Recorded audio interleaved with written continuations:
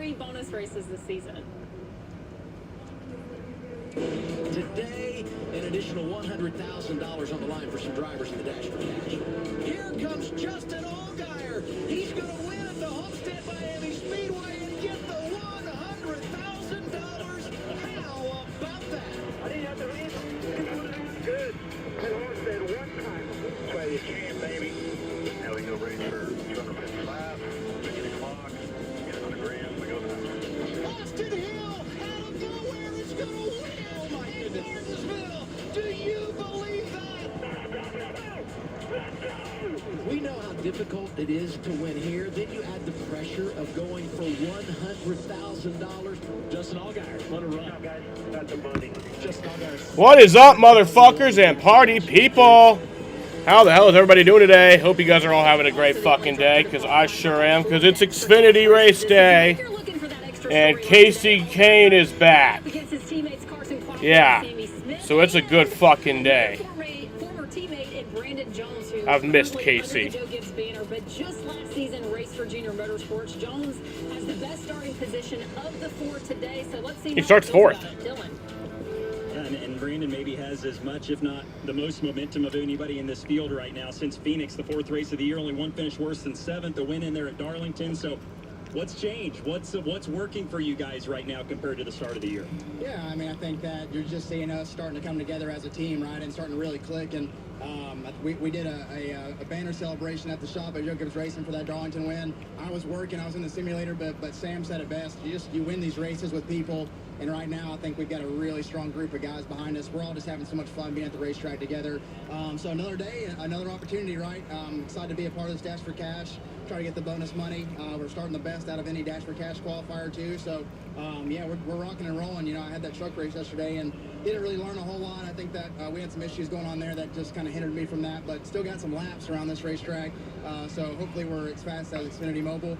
We can get Barracuda pumps and Menards, another really good finish here. And cool to be back at Rockingham, man. This place is really fun. I was here in 2012 in a late model stock of all things. So to come back in an Xfinity car repaved, it's a lot different. He's never won the Dash for Cash, trying to do that today. And as he said, the best starting of those cars eligible to do that, Kim. Well, Dylan, Brandon was part of that truck race. So was Sammy Smith. So, Sammy, after the laps you were able to put down last night, what was added to your notebook for the Xfinity race here this afternoon? Yeah, I think a lot of things. I think, restarts. Yeah, we got the Xfinity race from Rockingham.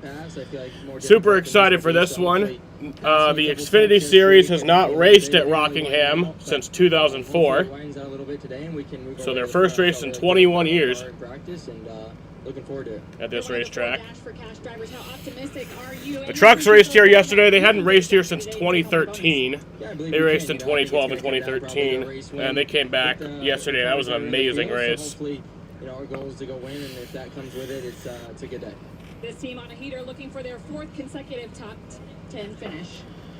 Thanks, Kim. And yeah, we've now heard from all 4 Dash for Cash drivers. Parker, this is the final time, though, that they're going to have this opportunity to make the big payday, right? It's really Brandon Jones versus Junior Motorsports. In a lot of respects. There's the JRM juggernaut there is there, and I think he can get it done. You saw the confidence he's had, and really what's happened in the last couple races where they've really turned. Today's race is 250 laps. Stage 1 is 60 laps. Stage 2 is also 60 laps, so it'll end at lap 120. And then the final 130 laps will be the final stage. You got 5 sets of tires. A fuel run is 94 to 98 laps, so in the first 2 stages you won't have to worry about pitting under green. But in the final stage, if it were to run all the way green, you would have to worry about pitting under green. We almost saw a fuel mileage race yesterday. Well, we kind of did. But yeah. I'm excited for today. When choosing the right gear to cut, trim, or mow your yard, Ace has all the power you need to get the job done right.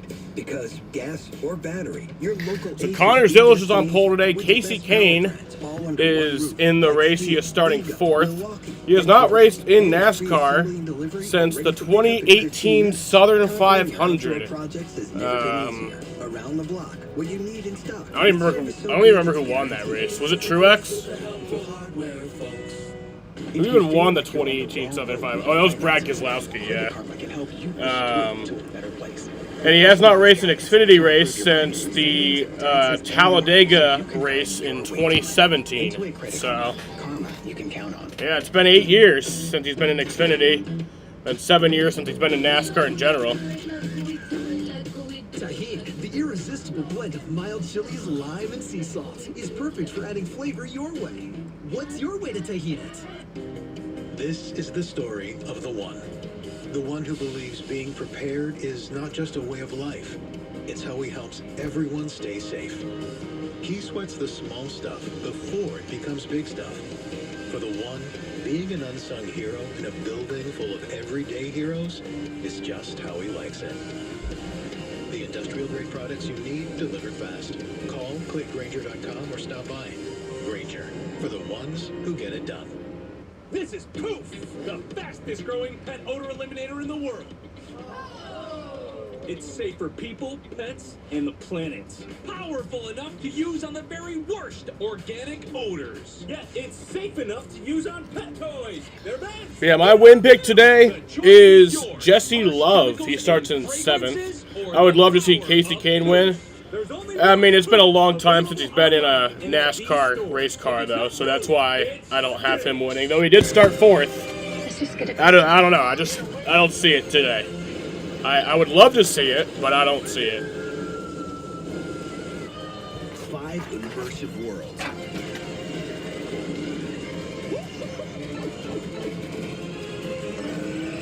One amazing theme park. Our universe will never be the same. Oh, you gotta see this. Epic Universe, only at Universal Orlando Resort. I'm putting myself through a little upgrade. You know, changing my body image. All it takes is positivity, a very painful laser, a little bit of crying, and bam, Pete's tattoo-free. So when Verizon announced that everyone gets a free phone on any plan guaranteed, 0 lasers, I'm like, count me in, dude. I mean, seriously, who's doing that? A free phone? Look at this thing. I don't even need a case. That's so fun.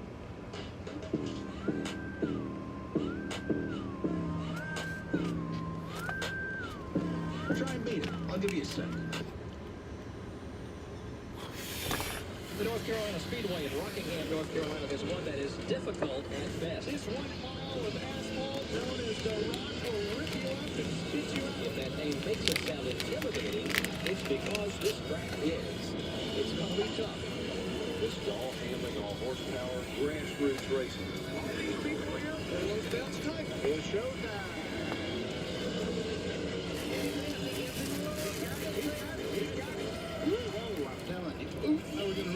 Racetrack Rockingham. It's going to be a red Dodge. Bill Elliott.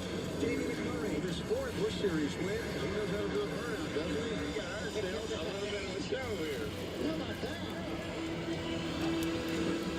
A repaid may change the racing, but it cannot cover up the history that sits in Rockingham, North Carolina. They call it the Rock, but we're calling it a return as NASCAR revisits their roots and racing. And as we get ready to wind down NASCAR Countdown Live, we don't always do race picks, but I think with today, guys, the unknowns, the unexpected, it deserves that. Jamie, who are you taking? Well, I liked your question to Parker about does it equalize for the rookies, and I think it does today. I'm going to take Carson Quapple. I thought he had the best car yesterday in the race trim. He was pretty fast on his mock run, but he's had to start deep in the field, so it's going to be fun to see if he can make it to the front. He'll have to beat the guy I'm picking. I picked him earlier this year, and he went on to win. That was right around Valentine's Day when love was in the air. Jesse Love going back to victory lane here at the Rock. I expect he was really fast in the test. He was fast in practice. 7th in qualifying. He's going to get it done today. Yeah, let's not overlook some dark horses in the field today either. We've already talked a little bit about how Jed Burton could be a surprise today. Let's hear from him. He's with Kim Kuhn.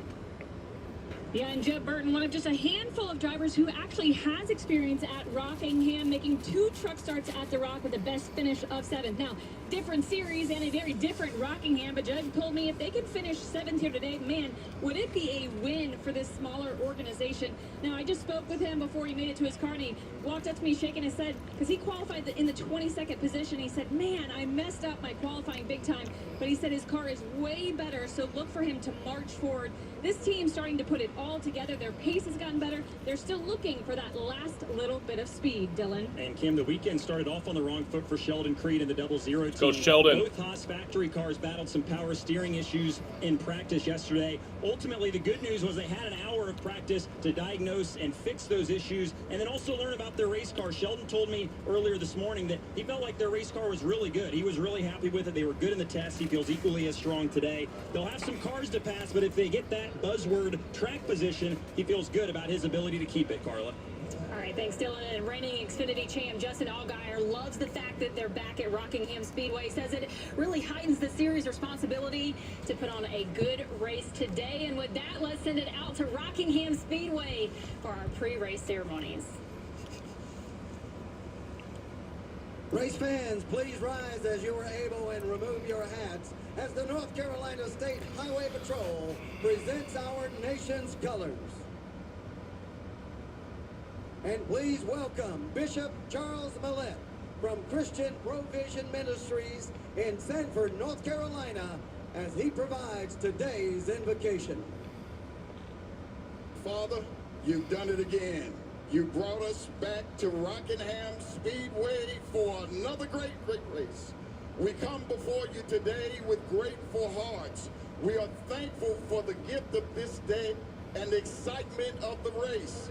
Thank you for the drivers, teams, sponsors, officials, and fans who have gathered together in the spirit of fellowship, fun, competition, and community. Lord, we ask for your hand of protection over each driver on the track. Guide their hands, mind, and decision. Now, Holy Spirit, let's get this race started in Jesus' name. And now, to perform Amen. our national anthem, please welcome American Idol finalist and the Sand Hills' very own Elijah McCormick. Oh, say, can you see by the dawn's early light what so proudly we held at the twilight's last gleaming, whose broad stripes and bright stars through the perilous flight o'er the ramparts we watched were so gallantly streaming, and the rocket's red glare, the bombs bursting in air, gave proof through the night that our flag was still there. Oh, say does that star-spangled banner yet wave o'er the land of the free and the home of the brave.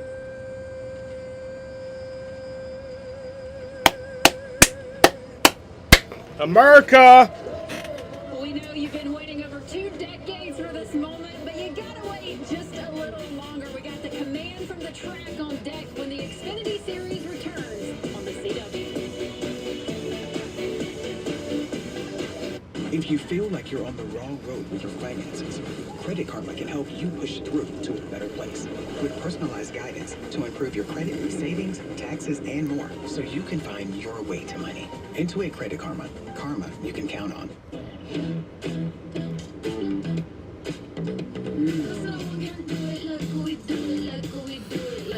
Tajin chamoy sauce, that tangy taste explosion with a fruity kick, is perfect for adding flavor your way. What's your way to Tahiti?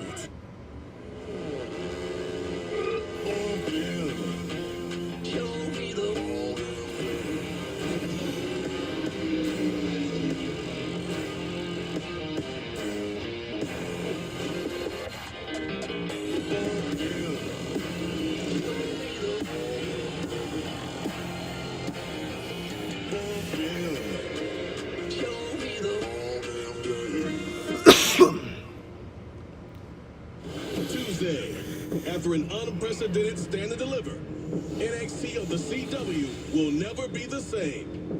I'm built different, there's no competition. I'm excited. Hope you guys share that same excitement as I have. The fuse has been lit on NXT. All new this Tuesday at 8/7 Central on the CW. Green flag is in about 12 minutes here at 4:05. Hourly workers in the country? Ford. Which automaker assembles the most vehicles in the country? Ford. That's not a coincidence. It's a commitment. A commitment Ford dealers share by offering employee pricing across a full lineup of Ford vehicles. Now get employee pricing on the Bronco lineup plus 2,000 Conquest cash for owners of any competitor vehicle, no trade-in required. Only at your local Ford stores.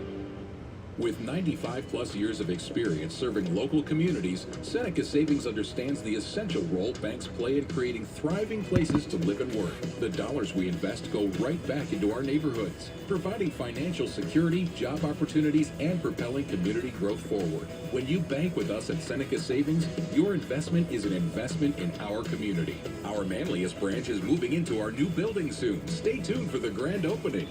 Seneca Savings, for life's journeys.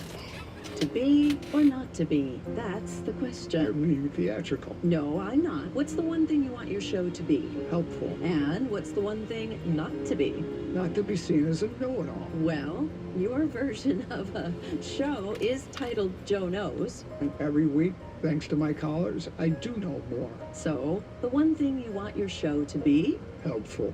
Stanley Law.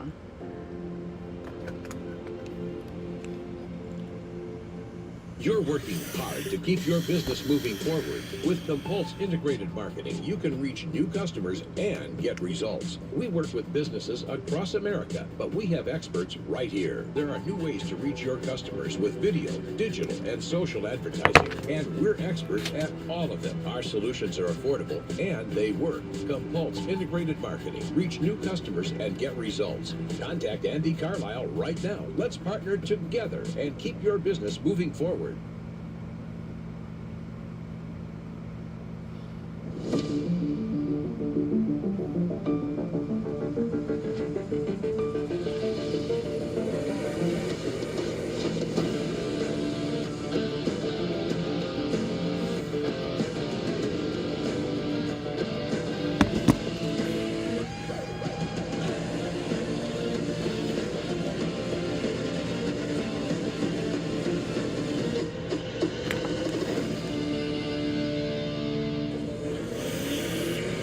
Welcome back to Rockingham Speedway, The Rock, where it has already been an action-packed weekend of racing.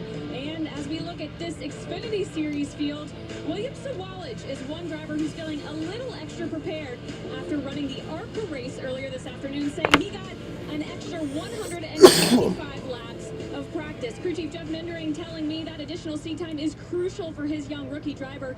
He said based on the limited available data this weekend, Williams' strengths and weaknesses have been the same in both cars here, which is going to help them give William better direction. Sawalage qualified in the 5th position, Dylan. And Kim, Casey Kane is racing in NASCAR for the first time since 2018, first time in the Xfinity Series since 2017. Lot to learn and get reacclimated to. Casey has not missed a beat. Told me earlier today, I'm going to race to win all day, but ultimately results are less important than me doing the best I can do. And I'll know whether I did that or not at the end of the day. It is great to have him back in the garage and in the field today with a fast car to boot, Carla. And we've got Rockingham. The atmosphere here is absolutely amazing. 30,000 fans showing up to sell this race out. And right now, let's head back out trackside for our command. And now, race fans, it's time for the most famous words in motorsport. Here to give the command, please welcome North Carolina Education Lottery Lucky Rewards winner, Gregory K. What?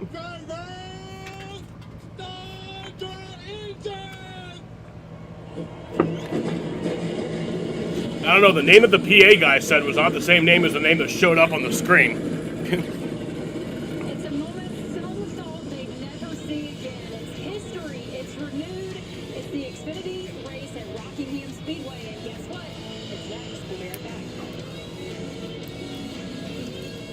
Bipolar 1 can overwhelm your mind. Sometimes depressive lows and unpredictable highs can make it hard to get out of your head. Finding relief may help you break through. Ask about Vraylar. Some medicines only treat the lows or highs. Vraylar treats depressive, acute manic, and mixed episodes of bipolar 1 in adults. Proven full-spectrum relief for all bipolar 1 symptoms. Vraylar is I've never tried one of these before. A baby bottle pop. Increased risk of death or stroke. Pretty good. Changes in behavior or suicidal thoughts to your doctor. Antidepressants can increase these in children and young adults. Report fever, stiff muscles, or confusion, which may be life-threatening, or uncontrolled muscle movements, which may be permanent. High blood sugar, which can lead to coma or death. Weight gain and high cholesterol may occur. Difficulty moving, tremors, slow or uncontrolled body movements, restlessness and feeling like you need to move. Sleepiness, nausea, vomiting, and indigestion are common. Side effects may not appear for weeks. Vraylar. Breaking through to relief. Ask about Vraylar. Reaching your financial goals can feel impossible. Credit Karma gives you personalized guidance to improve your credit, savings, taxes, and more, so you can find your way to money.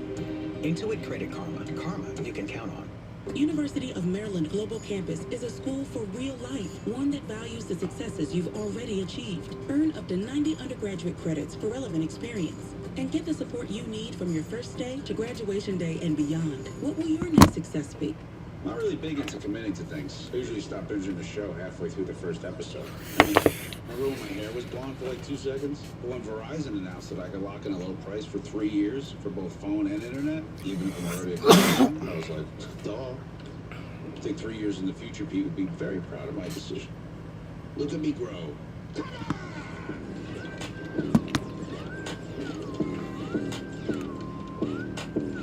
Can you hear me now? I sure hope so.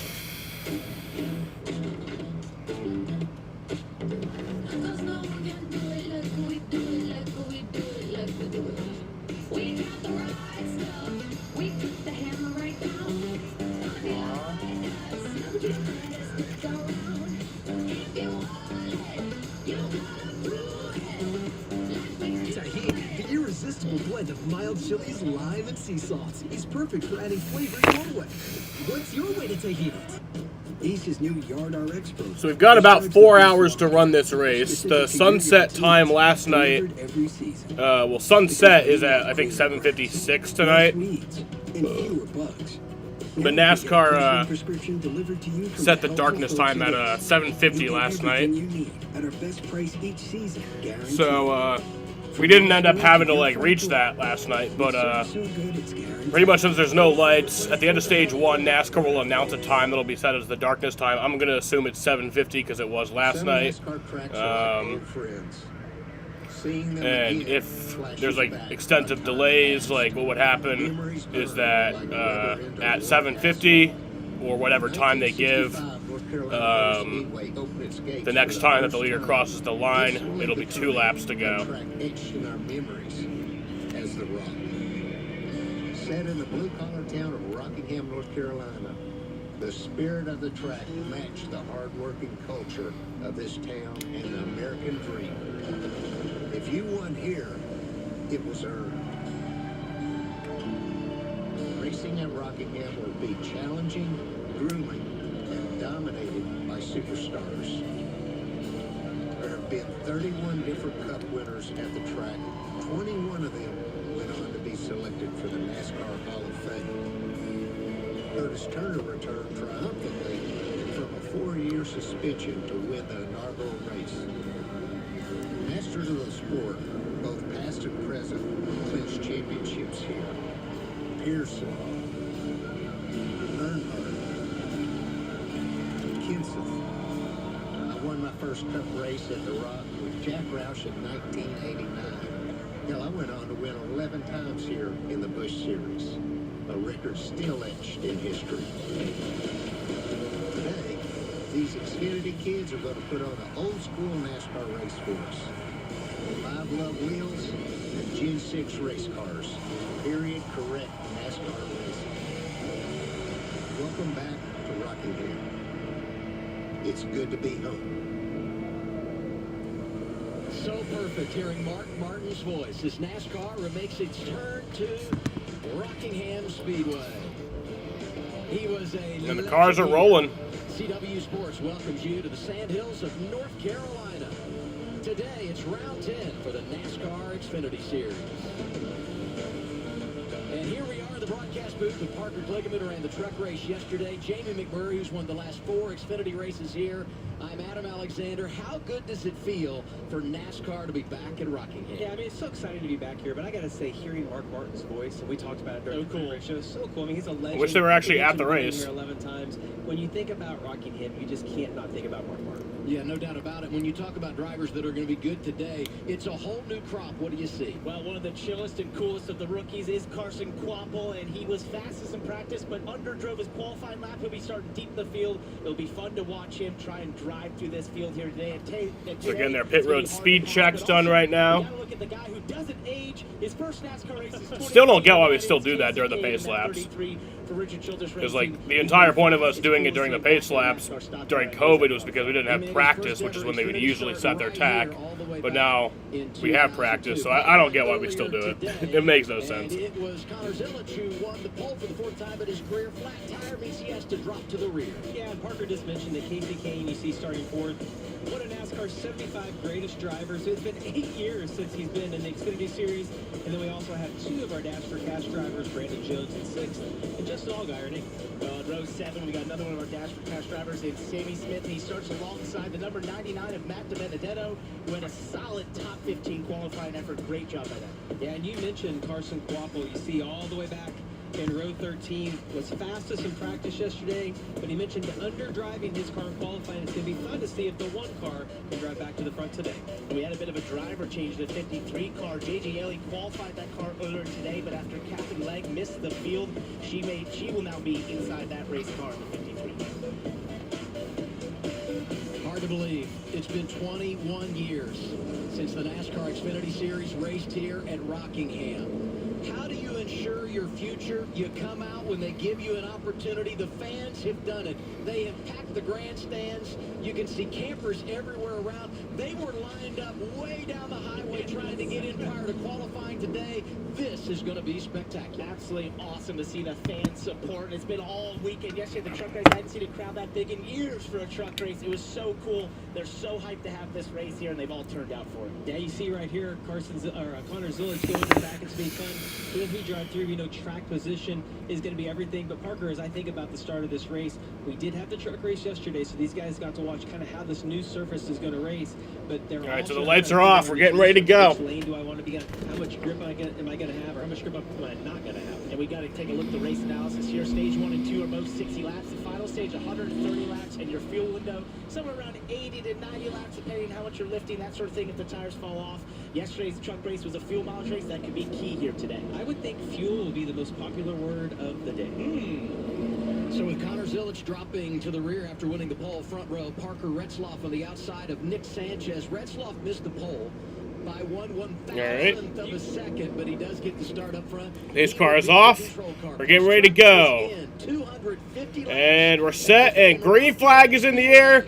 We are racing from Rockingham.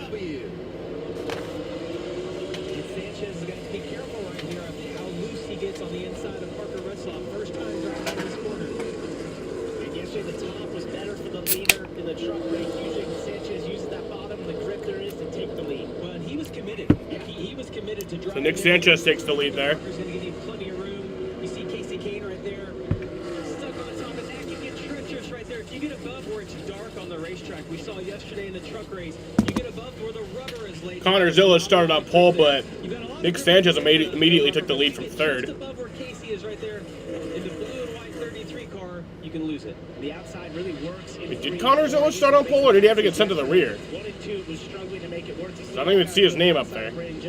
You'll see that today. You just get a lot of momentum on the top side, and then you try to use that down into turn 1 as he looks the outside of Brandon Jones. So aggressive to start the race. Allgaier jumps to the outside immediately when he got behind Jones. Oh yeah, then he went to the rear. Honestly, once you get to their corner, you get on their outside. It gets that inside car loose. Incredible moves right here, right away from Justin Allgaier. You see, he's trying to do the same thing to Casey Kane, who's got tight behind Jesse Love in front of him. It's down the outside early. It's awesome to see. Interesting to me that it's those experienced drivers that are trying the outside. We saw there, Allgaier stepping out. That could be key later in the race as you try to gain the all-important track position. But Parker, I think we've seen that all year from the 7 car. We've seen him be more aggressive this year every race, and it's paid off for him. And I think this is interesting. I thought these Xfinity cars could move. Woo! Casey! Really loose there. Justin reacted perfectly on the outside. It gives a big opportunity to Christian Eckes 3 wide down the front stretch. You see what momentum means. Kane loses it, goes in the wrong direction. Yeah, Casey Kane down to 7th. And listen, that's I think just a classic example of Casey not being on these cars for a while, wanting to know what's the threshold, how loose can I drive this, what's it going to do in dirty air. He was trying to get on the inside of Christian Eckes. We get a look at this right here. The 2 cars on his outside. Honestly, it doesn't look to me like Jesse Love was pitching him down or anything. I think the balance of Casey's car is just really loose. And Adam, when we talked to him earlier today, he said the number one thing I want is my car to turn well. That car's turning plenty good, Casey. And one thing there just to point out is that he entered so low. You'll see that today. If you enter and pitch off that corner on entry super low, you will get really loose. Dylan? Well, you guys talked about it. I asked Casey, what's going to be the biggest challenge today? And he said, all the muscle memory things that the guys who do this every week don't have to think about. And that included the car driving in dirty air. So you kind of saw it there, whether the 2 pitched him or not. That's just something sometimes the guys that do this every week can feel and almost be ahead of. So sometimes when you're out of the seat for a long time, it takes a little bit of time for you to get used to those kind of things that are just muscle memory. Yeah, great stuff there, Dylan. And when Casey's talking about being in dirty air, it's being right behind the car in front of you. And what happens is when you're the car trailing, you don't have any downforce. You need the air on your car, on the front end, on the rear spoiler to give you the grip that you need. I think the best way I've heard that described is like being in a boat, being behind the boat. You see the wake that the boat made, so you do not want to be in the wake of that car in front of you. As we get a look back deeper in the field, Connor Zilic, you start the back. Only up to 26 right now. Find it real tough to move through the field. And we see a lot of the cars on the bottom. These repays often are sort of single groove. We saw Allgaier using the outside, but in that 30 as you're mentioning, it's really tough. No matter how fast your race car is, you're going to have a tough time getting to his traffic. His teammate Carson Kaufman, who started up at 25th, only making a couple spots up in the early stages. This is the RaceToStopSuicide.com onboard camera. You're riding there with Daniel Dye. Here's 3 wide. Bottom lane, Kyle Sieg the 28. Middle is Balicki. And backing out of the throttle, it's the 42 of Anthony Alfredo. Smart decision there. You don't want to be 3 wide. At this place, Kyle Sieg takes advantage and gets that position. Sanchez gets the lead from the jump. He's out front of Retzloff, Sawalich, Love, and Allgaier. The racing pretty good early here at the Rock.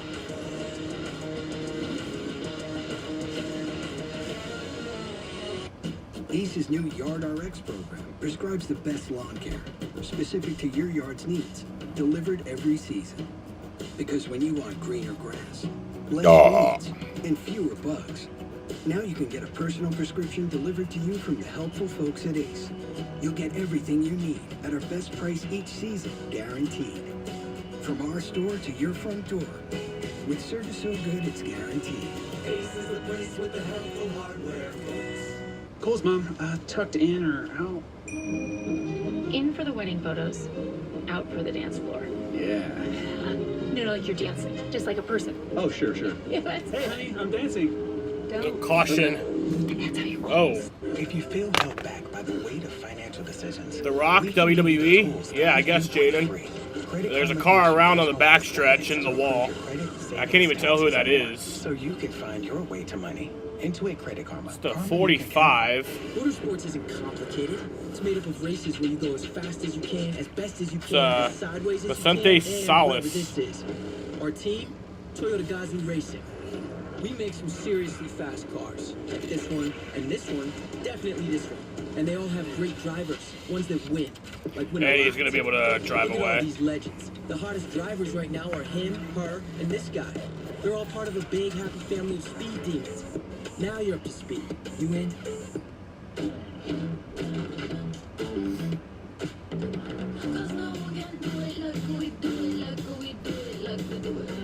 We got the right stuff. We put the hammer right down. Body like us. Just let us stick around. If you want it, you gotta prove it. Tahini, the irresistible blend of mild chilies, lime, and sea salt, is perfect for adding flavor your way. What's your way to Tahini? Shady Rays sunglasses. Break them or lose them, or replace them. No questions asked. Kyle's gonna need new Shady Rays Titan. Let's get him another pair fast.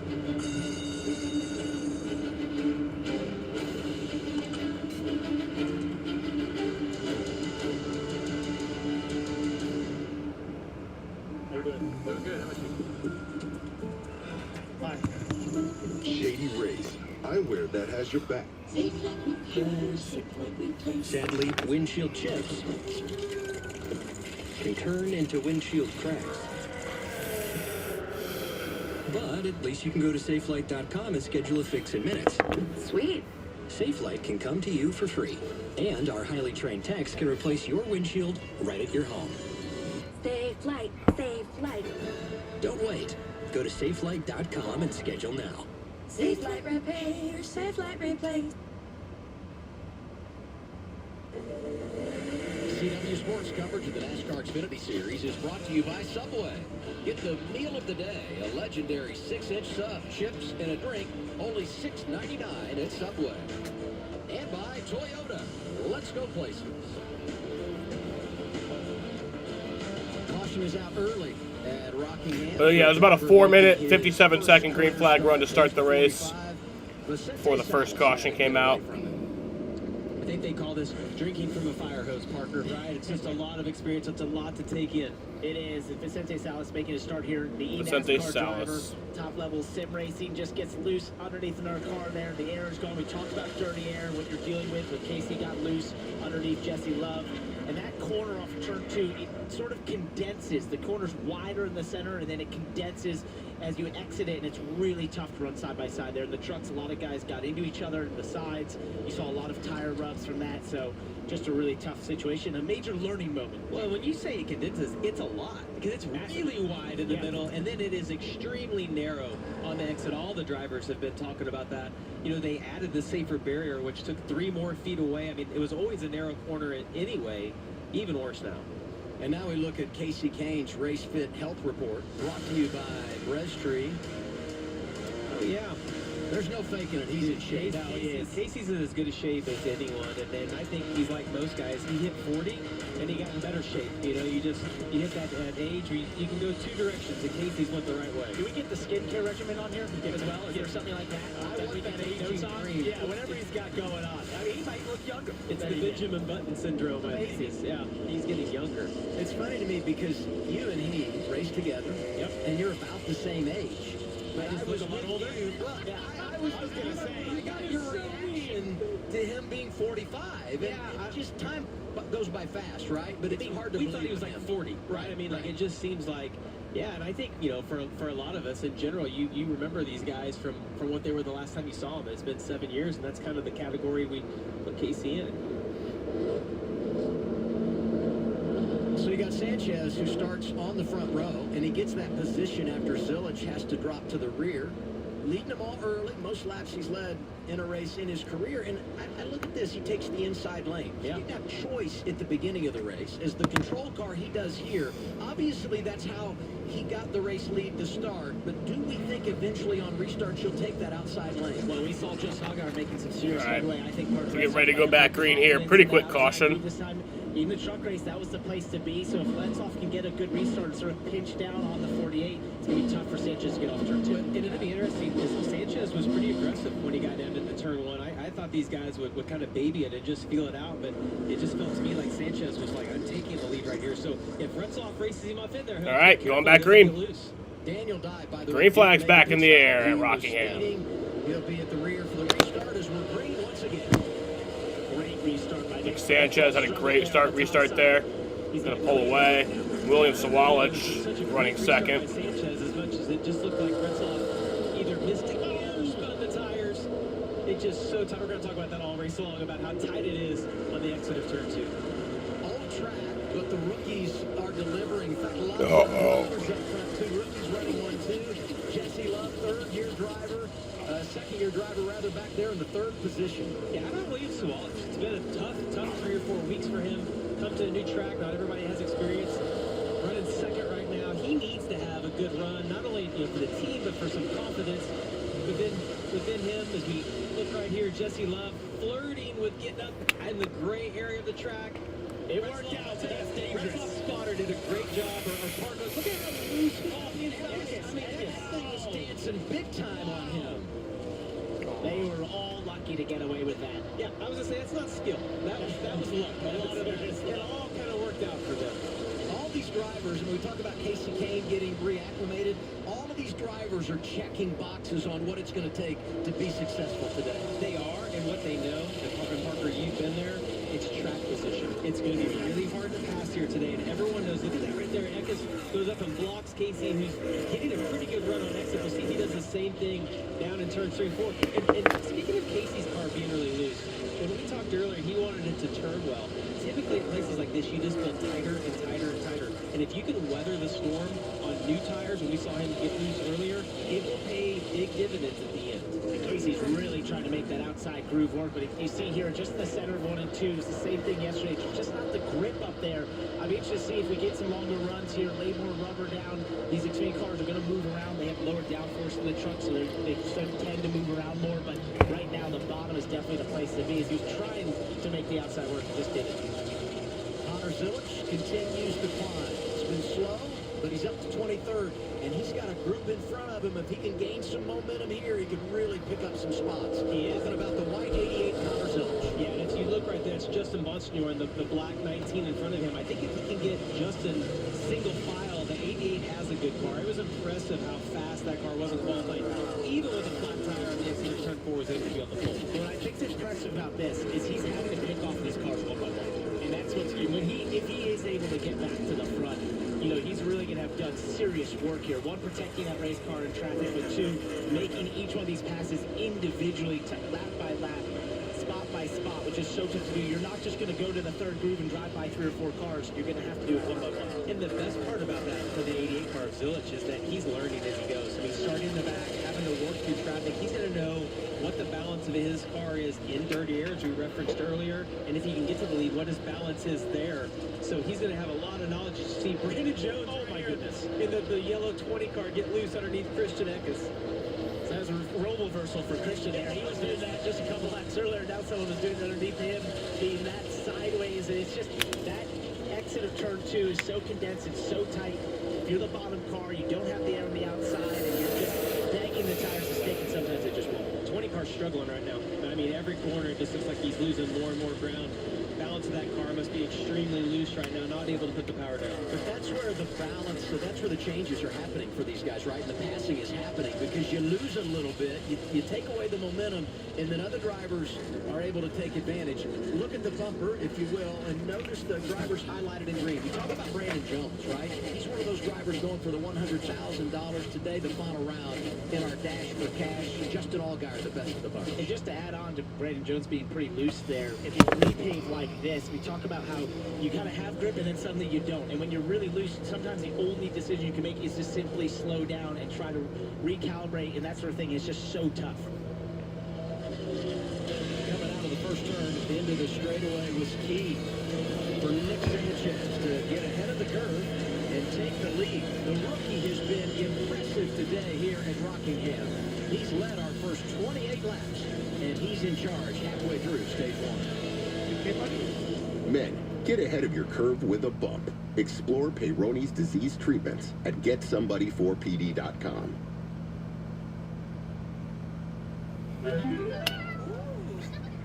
If you're planning on all getting together, why stay in hotel rooms and not be together?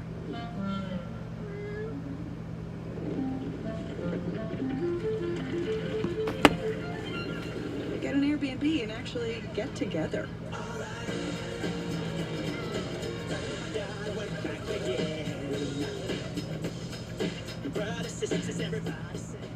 Your local Ace is the largest national retailer of steel power tools. Gas or battery, you won't find this full lineup at a warehouse store. You can find it at Ace. Order online and get free pickup or free assembly and delivery.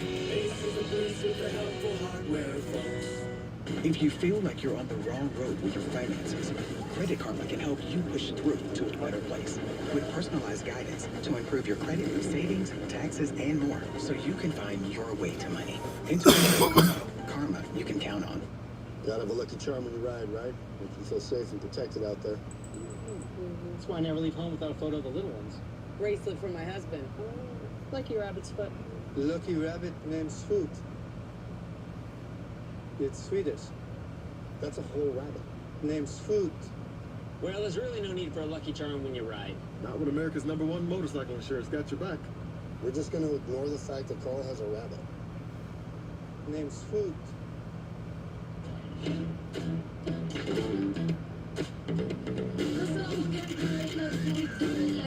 Tahini, the irresistible blend of mild chilies, lime, and sea salt, is perfect for adding flavor your way. What's your way to tahini it?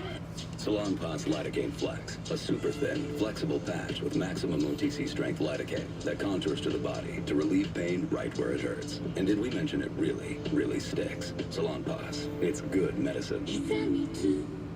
Let's just get a closer look. Mom?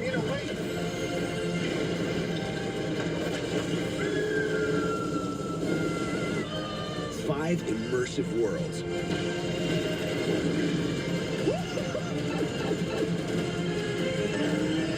One amazing theme park. Our universe will never be the same. Oh, you gotta see this.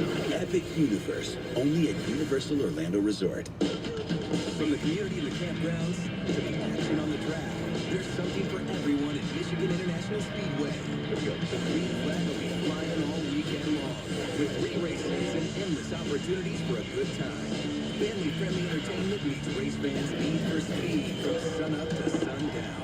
Kick off summer with a bang and discover why a NASCAR race in Michigan, here, baby, is anything but slow. Get your tickets today at mispeedway.com. NASCAR Xfinity Series racing at Rockingham. Aerial coverage today brought to you by the Lucas Oil Helicopter. And friends, we have a battle up front. Jesse Love gets to second, and he's knocking on the door for Nick Sanchez for the lead. Yeah, but we talk about it every week. He's caught him, but catching and passing are two completely different things. And if you watch Jesse Love, he's the red car, number 2, right behind the 48 of Sanchez. He's moving around. He runs to the bottom one corner, he runs to the top. He's trying to find some clean air to get a run built up. But Parker Sanchez is essentially doing the same thing, trying to find some grip. Right, and back in January, there was a test here, and out of that test, everyone I talked to said that the 2 cars they thought were really fast was first and foremost Jesse Love in that number 2 car. The second was Nick Sanchez in the 48. Both were really fast. They're now at the front of the field. This is going to be a tall task for Jesse. He seems to be a little faster. He's gotten to the back of Sanchez, but is he able to make that pass, and how does he do it? Does he try and get Dime in the corner? Does he try to go underneath or try to go the outside? It's going to be really interesting to see. How fast he is through the middle right there. As you see, Sanchez got tight behind a lap car right there, and it's going to get Jesse Love an opportunity right here. Getting down into turn 1, Sanchez closes the door on him. I love, though, that the 2 can run the bottom, the middle, or the top. That means his car is handling. It's got a lot of grip. He's not pushing it to the edge. Here's the other thing I would say, 40 laps into this opening stage. So you start talking about how does your car adapt and how does it react over the long haul. We're getting toward the back end of the run here in this first stage of the race. If it goes away, maybe it provides an opportunity for somebody else to take advantage. What about that 2 car, Dylan? Well, Jamie nailed it, and I talked to Danny Stockman this morning. He said one of the things I really like about our car is that we can hold the bottom. God, there's already a second lane, yeah. Really well. So you guys pointed out his center exit speed. That was a strength they knew they had in their race car. And the other thing, too, was what I noticed that Jesse was moving around. A lot of the progress he made early was in that higher lane. So car's good everywhere, but now the hard part of getting by the race leader 48, Kim. Yeah, Dylan, Nick Sanchez's team has been paying attention to what Jesse Love's been doing, specifically kind of using a little bit higher lane and the way he's arcing it, feeding Nick Sanchez that information as Jesse moved up to the second position. They were very happy, though, with their car that came from that January test. Remember, Nick Sanchez and Big Machine Racing, an RCR affiliate, they felt really good about their setup and their long run as he continues to hold off Jesse Love in that second position.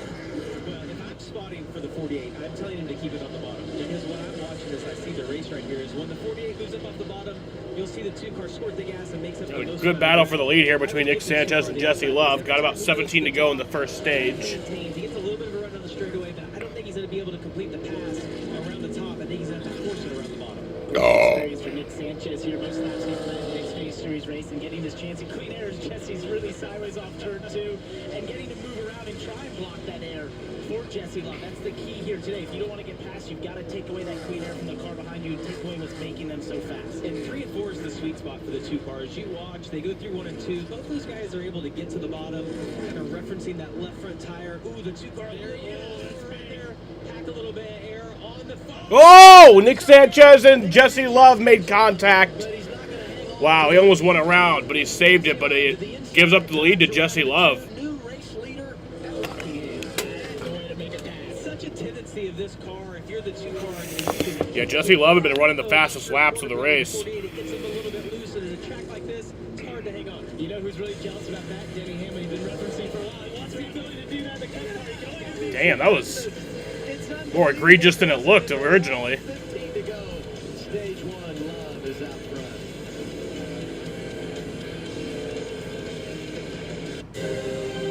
Let's just get a closer look. Mom? You know, wait.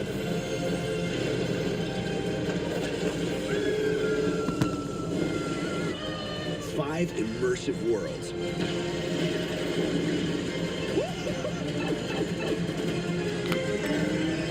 One amazing theme park. Our universe will never be the same. Oh, you gotta see this. Epic Universe, only at Universal Orlando Resort. You'll be back. Emus can't help people customize and save at Liberty Mutual. Doug. Well, I'll be. Only pay for what you need. Liberty, liberty, liberty, liberty. Reaching your financial goals can feel impossible. Credit Karma gives you personalized guidance to improve your credit, savings, taxes, and more, so you can find your way to money. Intuit Credit Karma. Karma you can count on. Safe like repair, safe like replace. Nobody likes a cracked windshield. But at least you can go to SafeLight.com and schedule a fix in minutes. Go to SafeLight.com and schedule a replacement today. Safe like repair, safe like replace.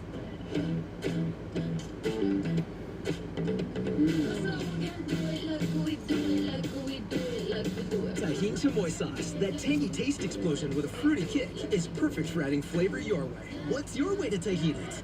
Did you know Toyota has 3 NASCAR Cup teams? We got Team 2311. NASCAR fans were worried about Rockingham being repaved, but it wasn't a problem in reality. Yeah, I mean, it's clearly putting on a good show. Put on a good show yesterday, put it on a good show today, you know? Winning head coach Joe Gibbs, and they both share the track with Legacy Motors. Honestly, I didn't even know it got repaved. I wasn't paying attention to the whole Rockingham saga. 4 legendary owners, all going after 1 cup. I didn't even know that they didn't have lights until like 2 months ago. Honestly, I think they should install lights here. Hey guys, Chris Pratt here. You know, I'm really excited to share my new partnership with the Hallow app. You guys know Hallow. It's the incredible prayer meditation app that I've been using for a while now. I love it. It's got Oh, trouble! Schmitz, Mark Wahlberg, Jonathan Roumie. It's been a game. The changer 53 for me personally, diving into the wall. and praying every day. And Wow, that was a big hit that he took. Check it out. God Caution is out. William Sawalich has some damage from that 53 car. It's Catherine Legg.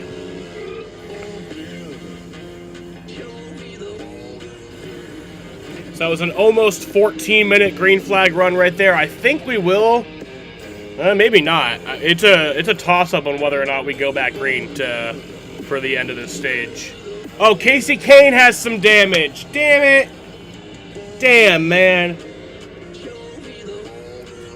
Ugh. That's a real shame.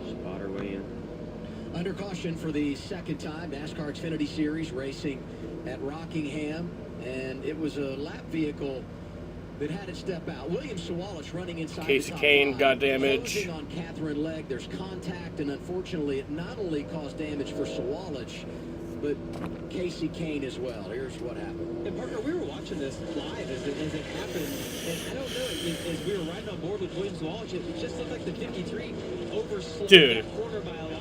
I hate to sound like all the other NASCAR fans, because, you know, I genuinely do think women deserve to have a chance to race in NASCAR, but she, in particular, is not the one. She is not the one. There that wanted to be in this race after they missed it, and it's oh my God, dude! An unfamiliar race car already trying to learn the Xfinity Series at a really tough racetrack. And to be put in this position with the leaders trying to go by, really unfortunate.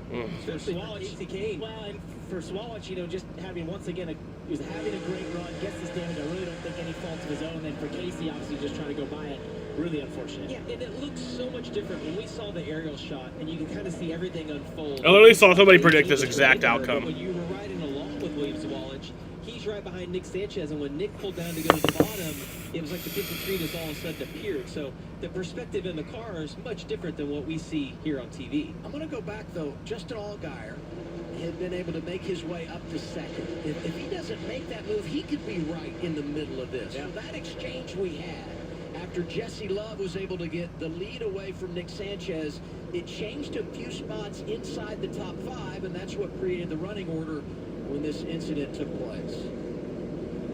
It's unfortunate for Casey. He was really quick at the end of that run. That's a fucking shame, man. And if they can get the bounce of that car a little better at the start of a run, he was, I thought, the fastest car the last couple of laps on the track. Well, and all of this happens with 6 to go on the stage. Actually, I mean, it was 9, 6 to go now.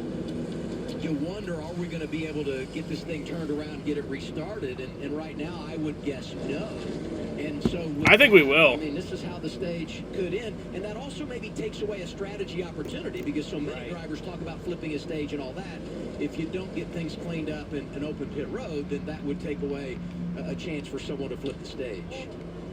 Someone who'd be hoping for that opportunity. So yeah, Casey Kane's on pit road getting some repairs done. Hopefully, I mean, he hasn't gone a lap down yet, according to my thing. Yeah, and everybody's paying attention to, you know, especially Zilich and Bubba, as we mentioned, because it's 2 great cars. Don't know if he actually has, but how hard was it, you know, for those at least according to my thing, he hasn't. We see how difficult it is right now. It's a damn shame, bro. Strategy, just trying to get the best track position they can, possibly give it. It's a fucking shame that it wasn't even his goddamn fault. Where they are as far as playing out the rest of this stage and if they'll do so under caution or if in fact we can get things flipped around and go green again. You got 5 to go. I think we'll have a 1-lap shootout. Someone that starts out the year so good at Daytona and was the model of consistency. He had those couple of weeks outside the top 10. But last week, when you look at the Chevy teams, he was the best of the non-Hendrick Motorsports JRM Chevys. He was very, very good. Yeah, that's frustrating. Just missed an opportunity to be Dash for Cash eligible today, and he showed a lot of confidence in showing why he is leading this race under caution for the second time, and a couple of good cars taken out. Fuck. Having insurance isn't the same as having State Farm. It's like getting Bateman when you need the protection of Batman. Easy, Batemobile, not too fast, baby. Any last words? Just one. So long, dermatologist. That's why you need the real deal. Go home, Bateman. Do a podcast or something. That's hurtful. So don't settle for just any insurance when there's State Farm.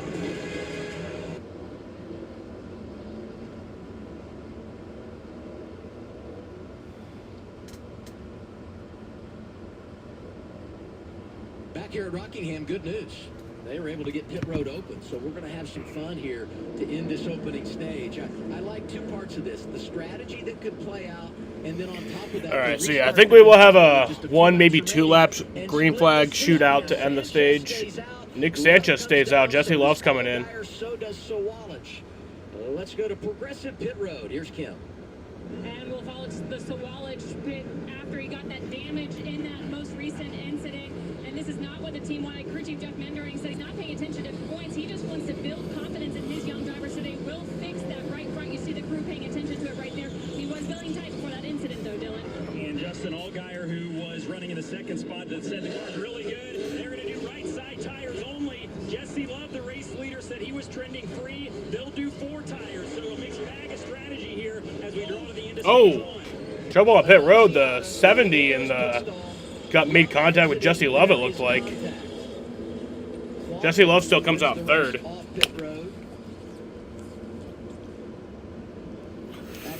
Oh no, sorry, he comes out 4th. So he lost 3 spots there. And I think Jesse Love and this 2 car might get away with this just for these pos bodies as opposed to metal. I mean, it's a serious hit, but if I look at the right front, it's not. do damage, I'd have to take a close look at that splitter initially. Yeah, and the general rule of thumb is the guy exiting has the right of way. When you're coming down pit road, you depend on your crew chief to say, hey, the 2 cars in his stall, they might be done right when we're getting ready to take off. So the responsibility really would be on the 70 car coming in to kind of give way to Jesse Love leaving pit road. 9 drivers stayed out. So there's going to be a fun little shuffle here at the end of this stage. And I like this move by Xfinity Racing and Nick Sanchez for one reason in particular. They came in this race outside the playoffs. They've really been needing points. They can go get this stage win. That's a big deal. No matter what happens today, this, considering this day could get a little treacherous at times, especially if you're put back in the pack. I think this was a smart move to take these points. Look at other guys doing it, though. Ryan Sieg stays out. All right, so getting the choose. That would love to collect some points. And how many times have you seen the 39 team get out of balance at the end of a stage? We saw it last week at Bristol. It nets them some points, and that's one of the reasons they have such an advantage over the cut line, because they are willing to give up some track position for the second, maybe final stage to gain some stage points. And the flip side of that, though, is we had a lot of people pit that time. So when Nick Sanchez does pit at the end of the stage, he's going to go a long ways back. And my fear is, you get the 10 points. If you're able to win the stage, you get the playoff point, but you put yourself in a really vulnerable position on the next restart. No doubt, but they were bleeding already, right? If that went to the end there, they were falling back pretty hard. I think this is, get the points when they're on offer. No matter what happens on the day, you've got something out of it today. Quampa Allgaier are the first cars to come off of pit road, and they're going to restart back there on row 5. So even though they made the pit stop, they're going to have tires here. They'll have a chance to pick up some stage points. Jesse Love, who had the contact, who was the race leader, going to restart. He was 13th prior to the choose. There you see him 7 rows back, it looks like, outside of Taylor Gray. All right, going to go back green with 2 laps to go in the stage. Restart to end stage 1. Going to be a 2-lap shootout. Green flag. Sanchez had a little experience, on these restarts, which I think played a big role in that. At bottom row has been able to get a really good launch compared to what we saw yesterday. Oh, look at Allgaier. Oh, Allgaier went high, lost a few spots.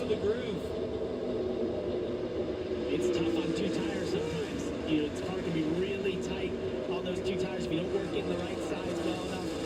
These combination being tight on the outside and Jesse Love packing that air on the inside. All right, final lap of the stage. Nick Sanchez has the lead. Probably the first car in line, maybe the second in line of those drivers once everyone else pits. Final lap of the stage. Sanchez, who was so strong early, leading 47 laps, lost the lead. Yeah, coming to the finish of stage 1. Nick Sanchez is going to win stage 1 at Rockingham Speedway. It's going to be the rookie, Nick Sanchez, who wins our opening stage. That's the first stage win for the 48 team since Coda last year when Parker got it done. So it's about a minute green flag run for that stage there. I'm going to go outside and smoke, and I will be back for the start of the second stage. Got physical on the restart. Fun start. Opening stage is done here at Rockingham for the Xfinity Series. Bipolar 1 can overwhelm your mind. Sometimes depressive lows and unpredictable highs can make it hard to get out of your head. Finding relief may help you break through. Ask about Vraylar. Some medicines only treat the lows or highs. Vraylar treats depressive, acute manic, and mixed episodes of bipolar 1 in adults. Proven full-spectrum relief for all bipolar 1 symptoms. Vraylar isn't approved for elderly patients with dementia-related psychosis due to increased risk of death or stroke. Report changes in behavior or suicidal thoughts to your doctor. Antidepressants can increase these in children and young adults. Report fever, stiff muscles, or confusion, which may be life-threatening, or uncontrolled muscle movements, which may be permanent. High blood sugar, which can lead to coma or death, weight gain, and high cholesterol may occur. Difficulty moving, tremors, slow or uncontrolled body movements, restlessness and feeling like you need to move. Sleepiness, nausea, vomiting, and indigestion are common. Side effects may not appear for weeks. Vraylar. Breaking through to relief. Ask about Vraylar. I made the decision to move here to be with you. I'm happy with that choice. Glenn bought some land next to the cross. I watch my back from now on. Finally gonna meet Cal's parents. Now he wants to talk. Oh, come on, son. If I hadn't gone into the diner that night, We're gonna have to move somewhere with more options. He needs to know the truth. I'm so sorry, Cal. Sullivan's Crossing. Season premiere Wednesday, May 7th on the CW. You've heard me talking about the Stanley system and how it works, just like the airbags in your car. You depend on them to work all the time, every time, no exceptions. It took us years and a small fortune to perfect the Stanley system, confirming certain sequences and adhering to an array of algorithms.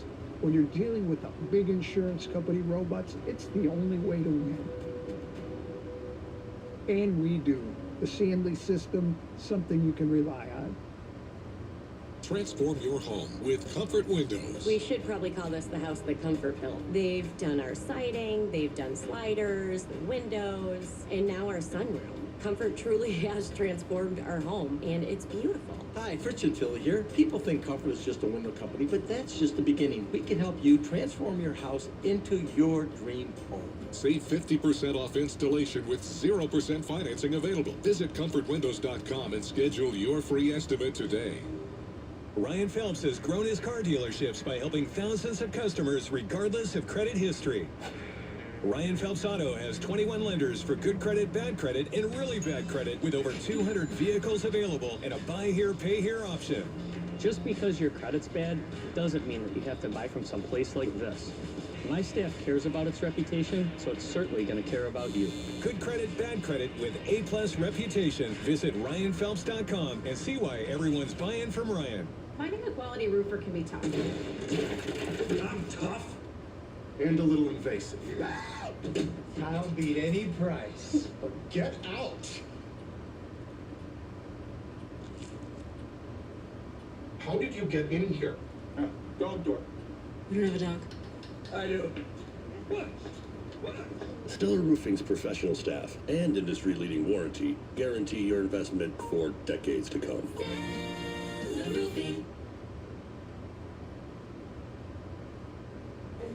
CW Sports coverage of the NASCAR Xfinity Series is brought to you by Progressive. Save when you bundle home, auto, and motorcycle insurance. Visit Progressive.com. And by Credit One Bank, NASCAR American Express Card. You know, we come to Rockingham, we think all NASCAR, right? But just 20 miles down the road is Pinehurst, home to the US Open last year. Bryson DeChambeau's got some fond memories. What a finish it was to that golf tournament. And I will say, if you're a golfer, this is heaven, right? Don't let up. Hey, aren't you heading there? All the time. In a couple days? What's that? Aren't you heading there? Maybe. Oh, all right. Who are you going to shoot? A bunch? Yeah, a ton. Too many to count. Oh, there we go. Oh, we've got golf at the track. All right, let's judge it. Not bad. I don't know. I thought he duffed it. I got to say, I played with McMurray, and he's like, I don't play. And then he shows up, and you're like, man, you're a jerk if you don't play. And he hits it pretty well. Well, we had a lot going on there at the end of the opening stage, and everything's going to get flipped around here because those drivers that elected to stay out, take the points, going to make pit stops this time around. Here we are once again. Progressive Pit Road. Kim Kuhn leads us off. And let's follow that orange and white machine of Stage 1 winner Nick Sanchez. They decided like pretty early in that last caution they were going to stay out to get those valuable stage points and that stage win. Nick reporting he was too tight center exit. He said his entry's a little free, but you're not going to fix that. Crew chief Patrick Donahue electing to take a half round and wedge out of the left rear. They'll put those 4 fresh Goodyear tires on. Sunoco fuel, Billy. Right side of the screen, Ryan Sieg just said that he was tight, under loading, and asked for a little bit more help with the rotation of the car. You see the wrench going in the back window there to make a chassis adjustment. Parker Retzloff as well has run up front after qualifying up front. He just asked for help getting his entry slowed down. Was too loose there. Said his exit wasn't bad, but they'll put a half round in the left rear, 4 tires and fuel for the 4. And now we get the race off Progressive Pit Road. Sanchez off first. Sieg comes off second. Let's take a listen to Connor Zilisch and what fuels him for a race, brought to you by our friends at Sunoco. It's my dream job. There's nerves, there's tension. Unbelievable. It's unlike any other sport, whether it's a big moment or, a race that doesn't have a lot of meaning behind it. I go out and try and do my job no matter what. And that's what continues to motivate me at the highest level in racing.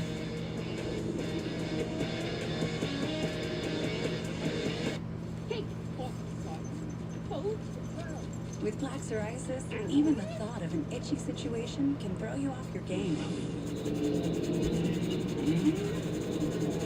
Otezla is the #1 prescribed pill to treat plaque psoriasis. Card! Hello, Tesla frog. can help you get clearer skin and reduce itching and flaking. Doctors have been prescribing Otezla for over a decade. Don't use Otezla if you're allergic to it. Get medical help right away if you have trouble breathing or swallowing, swelling of the face, lips, tongue, throat, or arms. Severe diarrhea, nausea or vomiting, depression, suicidal thoughts, or weight loss can happen. Tell your doctor if any of these occur and if you have a history of depression or suicidal thoughts.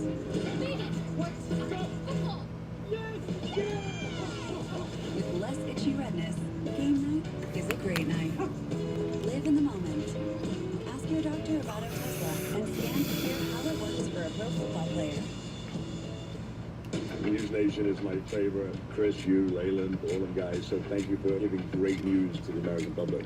This is the place that respects all Americans. That's why News Nation is getting traction. News Nation, news for all Americans. To find News Nation, go to newsnationnow.com.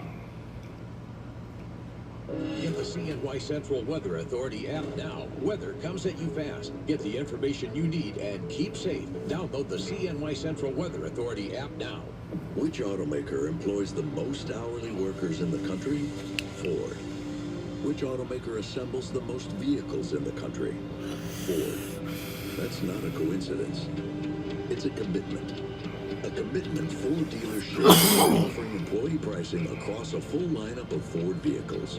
Right now, get employee pricing on a 2025 Ford F-150 plus an extra $3,000 bonus cash, only at your local Ford stores. What time is it? Showtime! You know what's surprising? Subway at 2 a.m.? Oh, no. The prizes you could win with these scratch-off games from the New York Lottery. That is surprising. Yeah, it's nuts. Bonkers. Seriously, that is outrageous. Nothing surprises a New Yorker like new monthly scratch-off games from New York Lottery with prizes up to $10 million. You need a roof that will stand up to our severe New York weather. Heavy rain, strong winds, snow and ice. Our Comfort Roofing System will. We understand how a roofing system works and give you peace of mind that will protect your home through every season. Hi, Fritz Chantilly here. Our Comfort Roofing System uses top quality components from underlayments to shingles backed by a 50-year warranty. Save 50% off installation with 0% financing available. Visit comfortwindows.com today. Getting ready for stage 2, NASCAR Xfinity Series here at Rockingham. Aerial coverage today brought to you by the Lucas Oil Helicopter. Nick Sanchez won the race off pit road, but had to come down a second time, Kim. That's right, It's because the team only got 3 lugs on the left rear tight. Crew chief Patrick Donahue came on the radio, said, we don't need a loose wheel. We need to come back down. He told his driver, it's the right thing to do. Just shake it off. You've seen them tightening up those lug nuts again on the left rear. Right now, he's slotted currently in the 33rd position, Dylan. Nick Sanchez back to 33rd. Take 2 tires on that first stop. The hell? On this most recent stop, because they got shuffled out there, they did come down and put left side tires on and filled the car full of fuel. So feel like because of the track position they lost there when they got shuffled out, this is sort of what they had. Well, Nick Sanchez back to 33rd now. I don't really know what happened. On what they feel will be the winning strategy. So adjusting on the fly might be the name of the game today for some of these guys, and Southern's doing that right now. Here's what's crazy about Allgaier. He's second prior to that original set of pit stops. They win the race off pit road. And he's going to be in a good spot, right? I mean, if you look, Quapple was second coming off the pit lane there, and he's going to be the race leader now that everything is cycled through.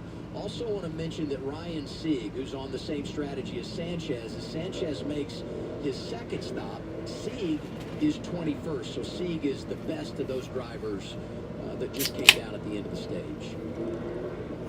Well, Sanchez is going to have the biggest change here because he was out front for the majority of that first stage. Now going all the way to the back.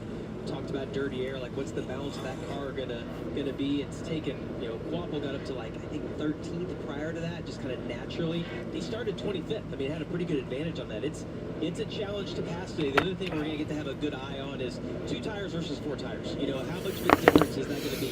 Is a little bit of track position you gain gonna make a difference? It seems like tires always make more of a difference in the race than what we think versus in practice. So we'll see how that one car can hang on here. 3 rookies on the first 2 rows. And you got Quapple up there, Taylor Gray, Christian Eckes sharing row 2. And you know Jesse Love, you see in the red and white two-car third row on the inside is going to be hungry to get back to the All right, going back green. Quapple coming off his Green best run flag. of the year. Second, and Bristol gets the jump as we restart our second stage. Inside every time has gotten a super good launch on the restart. We thought it would be better to be in the outside when they got to turns 1 and 2, but we just didn't see that outside row really struggle to put the power down on the initial bite.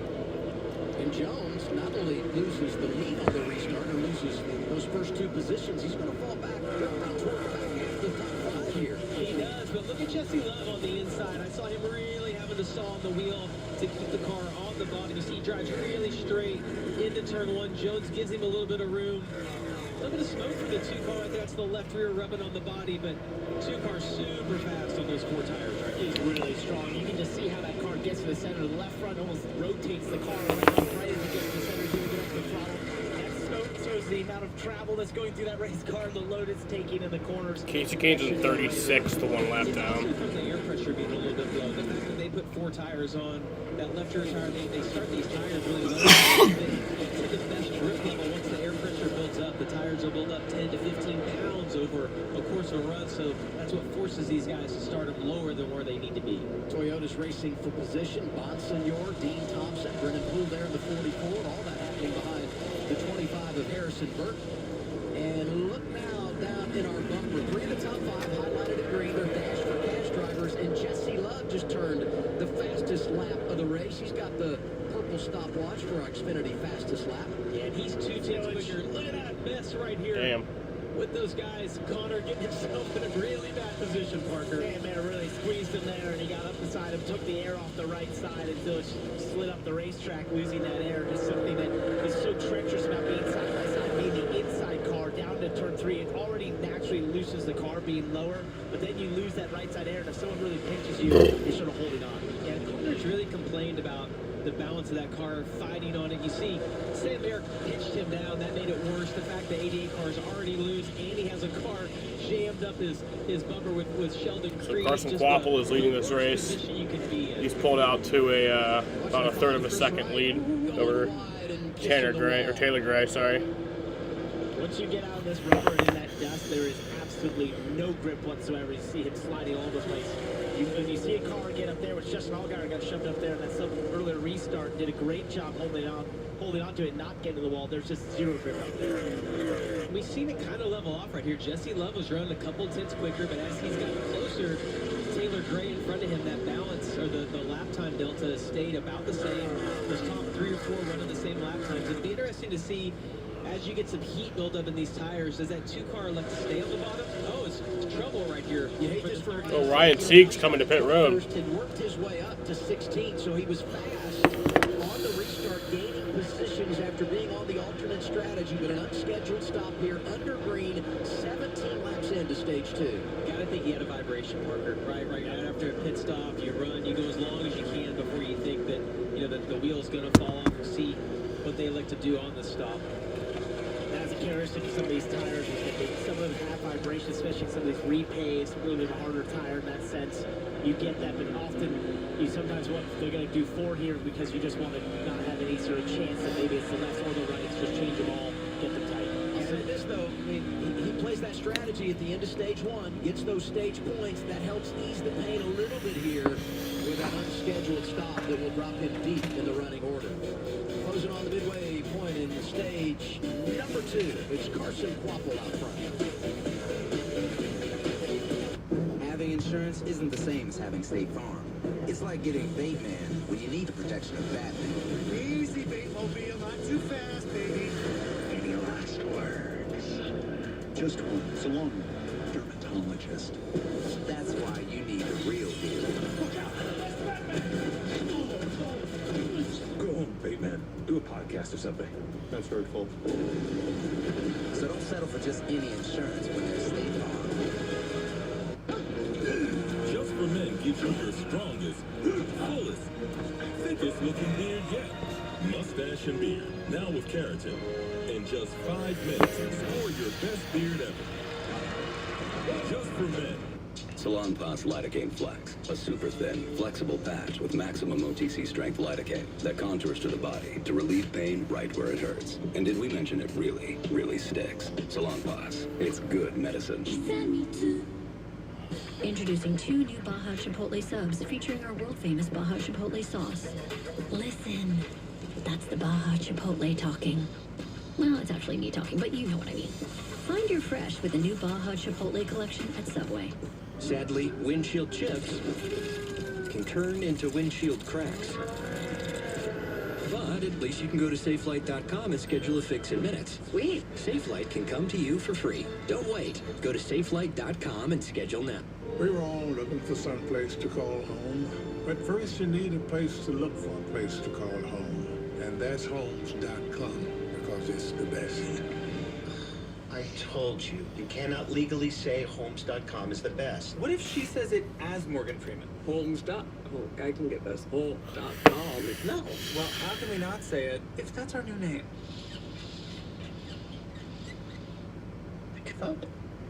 Homes.com is the best.com.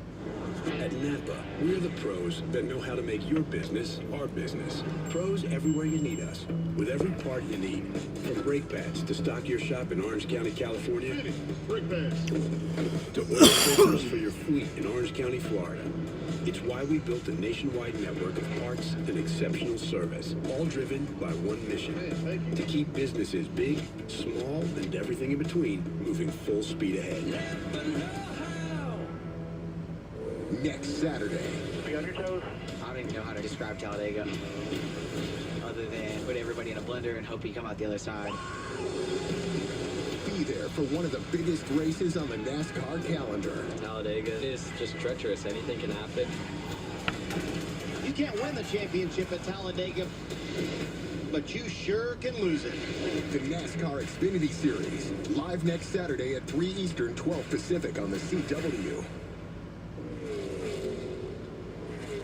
Looking for a cable news network which respects all Americans? Then you have a new home with News Nation. See why News Nation is news for all Americans. To find News Nation on your screen, go to newsnationnow.com.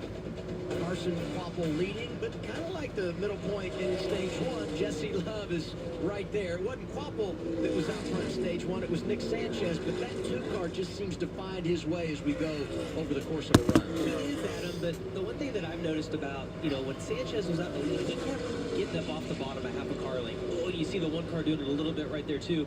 I think if Carson can keep that left front on the line and not give Jesse Love that sniff of air, or he can get that little bit of run and pack some air on the rear spoiler, he might be okay. Oh, the one car's starting to move around. That's interesting. I would not give the two car the bottom. The spotter needs to tell him that, even though it might not feel good on the bottom, that's where the pass is going to be made, I think. Right? And I expected to see that out of Jesse first, because we saw him doing that when he caught the 48 in stage one. He was moving around, diving in the corner a little bit, making a lot of speed doing it. Now he's just wrapping the bottom really successfully. But I expected if anyone was going to move up first, it would be him, and then Carson would react to that. Hey, by the way, prior to going to break, Ryan Sieg had made that unscheduled pit stop. He had a vibration. Dylan confirmed that Jesse Love has caught Carson Kvapil. Yeah, look how much lower the two-car car run. He can get that left front right on the white line. It gives him a little bit of clean air, and all he's trying to do, he's not trying to complete the whole pass. He's just trying to get as close as he can to the one car, to get the one car moving, push him up off of the bottom. It's going to be the same move. It's just going to have to be really disciplined by the two cars. You see the one getting loose on the exit. I think if he can do this for 2 or 3 laps consistently, he'll work Carson up off the bottom. I would say the psychology of it, right? I mean, you just are more aware, and there's more opportunity for a mistake when someone is right in your hip pocket. And they've probably told Carson on the radio he has 4 tires, so you already kind of feel like you're at a little bit of a disadvantage. So psychologically, yeah, it breaks you down a little bit. But if Carson can stay on the bottom, not give him that little bit of clean air, he's got a shot right here.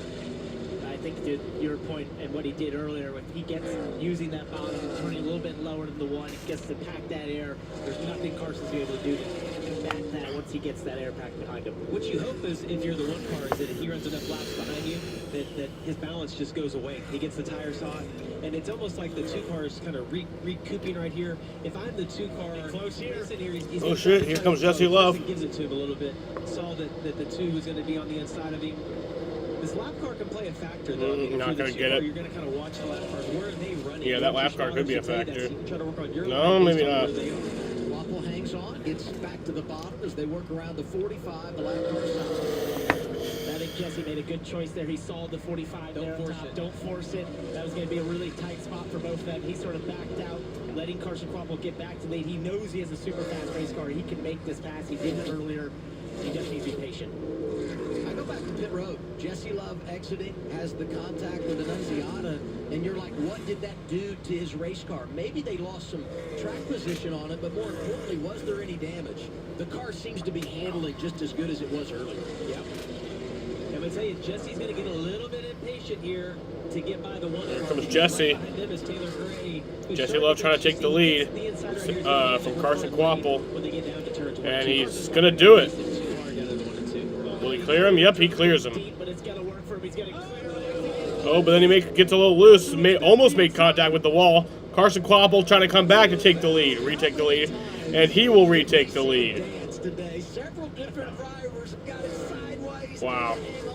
Love had the lead, but gives it right back. And Kvapil taking advantage of the issue that he had coming off the corner. This is just awesome stock car. Here comes Jesse Love again. Seen it for years. Now back to the inside of Carson here. That's going to be real Nope, tight on the exit. not there. Well, Carson knows he's not good enough on the bottom compared to the two, so he's searching around, just trying to find somewhere on the track he can get some grip. I'm shocked, though, that he raced Jesse so hard. I thought that he was going to concede that position to him, let him have it right here, but he knows how important clean air is. Hey, clean air is a beautiful thing. Easy, right? I didn't watch that race. So You're right. on the exit. Jesse Love actually kissed the wall a little bit. Yeah, as I mentioned earlier, if these guys keep racing the way they are, Taylor Gray has made up quite a bit of ground on them. Brandon Jones, one of the Dash for Cash guys, is running them down 2 or 3 tenths a lap. So as these guys are racing, it's bringing in 2 or 3 more players. We're going to have 4 cars here before too long. And I just saw Jesse Love's hand inside the cockpit there move to make a brake bias adjustment. So he's making adjustments inside that race car right now to try and change the handling, change how it's going to be entry phase of the corner to get another running ball. Good little battle right here for 3rd and 4th. I mentioned Brandon Jones being the fastest car on the track the last 2 laps. As Jesse Love and Carson Kvapil stopped racing, the lap times have kind of leveled out. But hey, look at Allgaier. I mean, we talk about 3 of the top 5 going for the Dash for Cash. Allgaier had lost that track position. They made that second stop to get those left side tires once they fell back on that restart a bit ago. He's picked up 13 spots since the restart, making 14 now. He's up there knocking on the door of the top 15. Really, really good job by the 7 car. Good speed out of the 7, and not a surprise. In the first stage, we saw he was able to make his way through traffic better than a lot of the guys have. Inside of 20 laps remaining, stage number 2. Carson Kvapil out front of Jesse Love, but the racing good at the front. Your local Ace is the largest national retailer of steel power tools. Gas or battery, you won't find this full lineup at a warehouse store. You can find it at Ace. Order online and get free pickup or free assembly and delivery. Ace is the place with the helpful hardware, folks. If you feel held back by the weight of financial decisions, we can give you the tools to help you break free. Credit Karma gives you personalized And Jesse Love takes the lead. Credit, savings, taxes, and more. So you can find your way to money. Intuit Credit Karma. I think he led that lap. There's only one Very fuel close that can drive the performance you demand from your car. New 94 octane, the highest octane on the market. Only at Sunoco.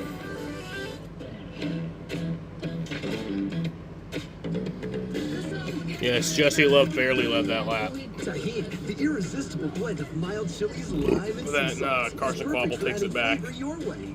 What's your way to Tahini it?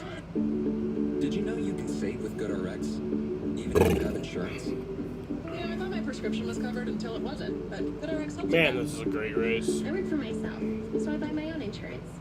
And I still check GoodRx. I'm on Medicare. I check GoodRx because it can beat my copay. Oh. Like that. Even if you have Zillish is slow. GoodRx can help you save. Okay, we'll see. No caution yet. Another good reason to check GoodRx. Don't miss your chance to race for the millions. Silas, are you ready? The NASCAR Powerball Playoff is back. Enter now to win a VIP trip to the NASCAR Cup Series Championship race at the Phoenix Raceway, where you could take home $1 million. The race for the million is on. No caution. Powerball, the official lottery game of NASCAR. Home to the NASCAR Powerball Playoff.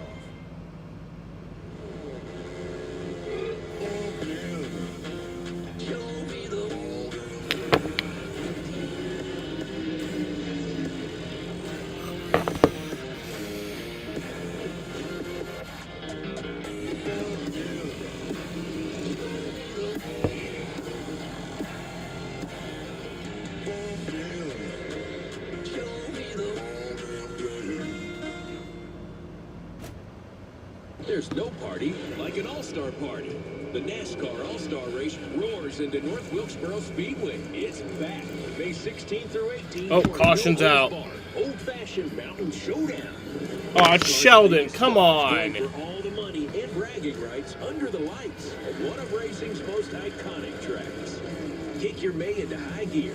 Get your tickets today at NorthWilkesboroSpeedway.com. It's fucking Sheldon. But that was a 15.5-minute green flag run there. To go, stage 2, NASCAR Xfinity Series here in Rockingham, and we had a whole lot going on while we were at break.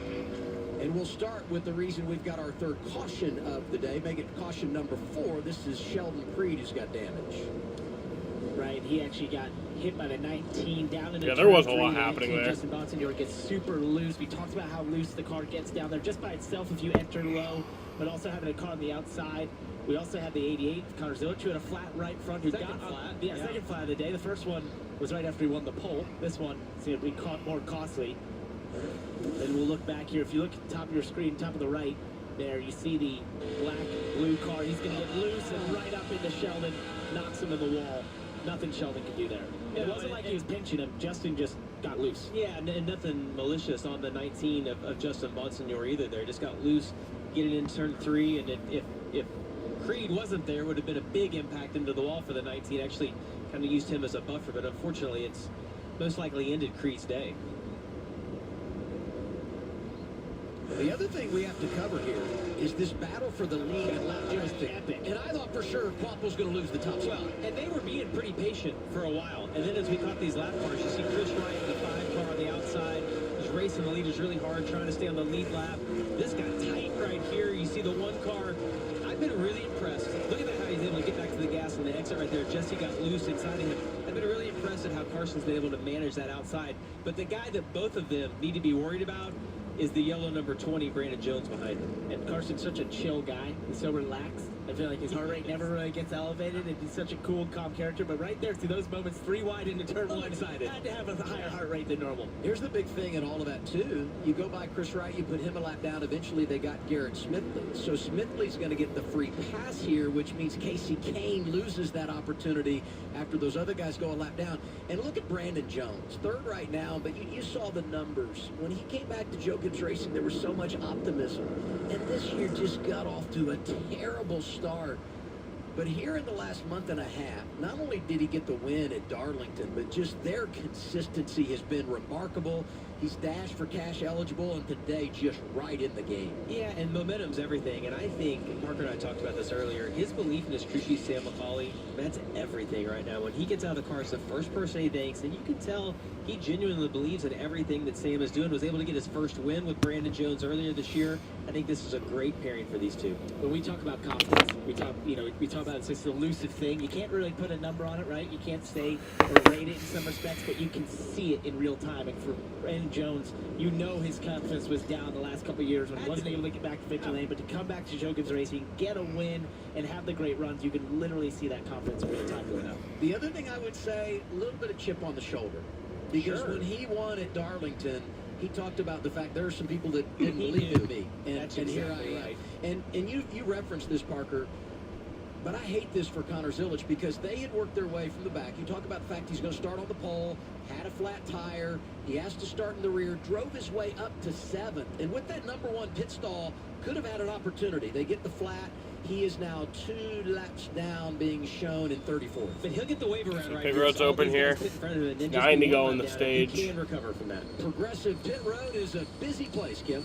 And Brandon Jones in that right Pretty much everyone's coming. Jumping the stage, looking for that track position to start the final stage. Who's reporting tight to fire off and through the run, getting a little bit of front chatter. He said he is better on exit, but the whole corner could use some work. You saw that chassis adjustment as the 4 fresh Goodyear tires go on and Sunoco fuel, Dylan. Up 2 will win as well after a good battle. Jesse Love there in the 2 car just said that he was tight center exit. They took 4 tires last time here, changing the right sides and a chassis adjustment as well. They'll go around and change left sides as well. Carson Vroom, vroom, vroom, vroom, vroom. I love NASCAR. They'll put 4 on here, which Carson said, reminder, that'll free us up. So they made some adjustments to counter for that. We knew Pit Road was going to be big today, and the race off Progressive Pit Road, Brandon Jones, +2. Kvapil lost a spot. Love goes back 1. Gray and Mayer, the rest of the top 5. By the way, 7 cars did stay out here as we watch how close this race was coming off the pit lane. So this is very similar to what we saw at the end of stage 1. You flip it, try to get some points, and Jamie, you referenced too, maybe some guys doing the wave around, knowing another caution is coming, and you can get your service then.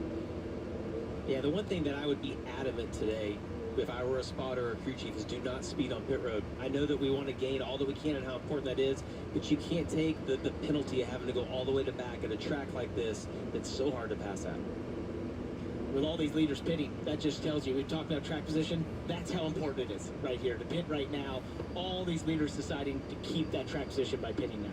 You know, the day this announcement was made about coming back to Rockingham, there was so much excitement in the NASCAR community. And everyone wondered, what's it going to be like? The weather's been great. The fans have come out, 30,000 strong here to see this race this weekend. Sheldon is done for the day. What I wanted to see. And you just feel like you've gone back in time, not only because we hadn't raced here in 20 years, but just all the elements that come with racing at Rockingham. And one of the great aspects, the train that made it so cool. Raleigh. I mean, can you imagine going to Raleigh, hopping on the Amtrak and coming in for the race? How old school is that? It's a great time. I love that. You know, you can drive a train to the Yankee Stadium in New York, but I never thought about going to a racetrack by a train. That is so cool. For $52, you can go both ways. $25 one way, 52 both ways after taxes. And we saw fans doing it earlier this morning, making the arrival. And what a great way to make your way to the racetrack. Let's go down to Dylan. Well, guys, just a quick update on Casey Kane. Just monitoring a couple things inside the car. I think Casey was talking about it being hot in the race car. So just trying to confirm for sure if that was him talking about being hot or if he just felt like the temperatures were hot. But you see that right front. Sometimes that gets into some of the cooling things, and obviously it opens up the engine a little bit. So just double checking on that. He said the car has not been that bad. The only thing he reported was just this had some smoke on landing, but otherwise it's not good. Otherwise it has been okay. They're just trying to get back on the lead lap still. Well, he talks about the heat, so it's a perfect time to do our Race Fit Health Report, brought to you by Breasttree. I love the turkey sandwich is good, fries. I love the post-race. A little water on the stew.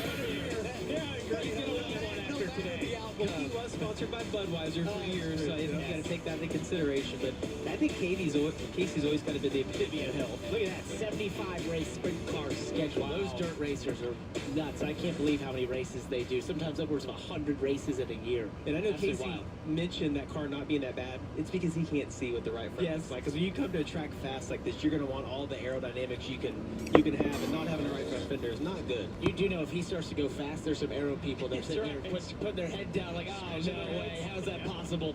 88 back in, Dylan. And this may just be a strategy move here, even though they're a couple laps down, just to try to get things topped off and make any sort of adjustments they need on the 88. You guys talked about it, such a disappointing day after so much promise. They'll go ahead and change the left side tires here. I think they just changed rights when they had that problem, so maybe just going to put the lefts on here and make it a full set. But what could have been for sure for the 88? Yeah, you said it. What might have been for the rookie Sheldon is done for the day. Casey Kane is still one lap down. Way in the back in the 30s. He's in 32nd. 1 lap down. Kind of drove his way back up to the top 10, and then had the flag here late in the race. And he's 2 laps down. He's not out of it, but what he has to have is not what happened yesterday in the truck race. He does not want to see this race go green. He wants to have multiple cautions. There's not that many people a lap down. He's 2 down, though, so all the guys that are 1 lap down will have to get that lap back prior to him getting any of his back. I thought the wave might happen there, but sometimes, depending on where you are, those options don't present themselves when drivers stay out. And that's what we've had in this situation. 8 drivers, make it 7, stayed on the racetrack in this cycle. So it's going to be Dean Thompson who's in the race lead. He's up there with Jeff Burton. We talk about the points that team needs as they play the game right around the cut line. Kyle Sieg, we've seen play this strategy throughout the year. He stays out. And Brandon Jones, who won the race off pit road, is 8th prior to the choose. Yeah, and you got to remember, we're not even halfway yet. So these guys are going to give up some track position, but they're going to have a lot of laps left. There's probably going to be a lot of stuff happen the second half of this race based on what we've seen so far today. This is a big opportunity for Dean Thompson and Sam Hunt Racing if they can go get this stage win. Came into this race 17th in points, 25 below the cut line, 10 points on offer here. If you can get the stage win, that'd be huge. Yeah, and if I'm Jeff Burton's spotter, I'm telling him, look, they have struggled to get going in the outside lane on this restart. You need to try to time this out and be prepared that they're going to probably spin the tires. Good look at the field via our Celsius onboard camera. Now we look at driver Jeff Burton. His dad Ward got his first career win here in both the Xfinity Series and the Cup Series. Love to join him as a Rockingham winner here today.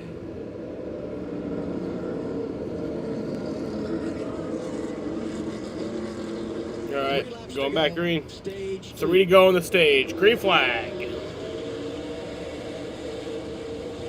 Look at Jesse Love jump to the outside. Dean Thompson's going to pull out for the lead. Is he actually going to lead a stage? Win a stage? That would be... I don't even think you can bet on stage winners, but if he could, that'd be probably like plus 10,000.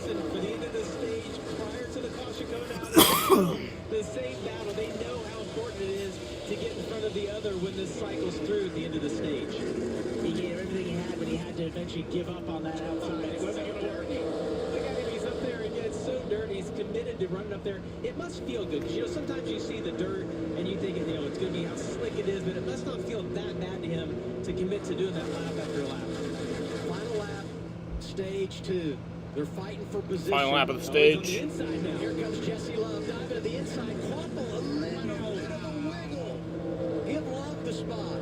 Big commitment right there from Jesse to get in front of him.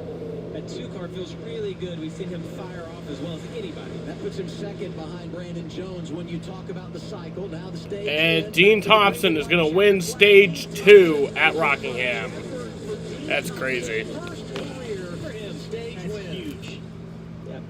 And the first for Sam Hunt, Jeff Burton second, Clements getting some points. I will be back for the start of the final stage. I'm going to go outside and who started at the back today. A whole lot going on into stage 2. Dean Thompson says, you guys settle it out behind me. I'm just going to go claim that green and white checkered flag. Well done for driver 26.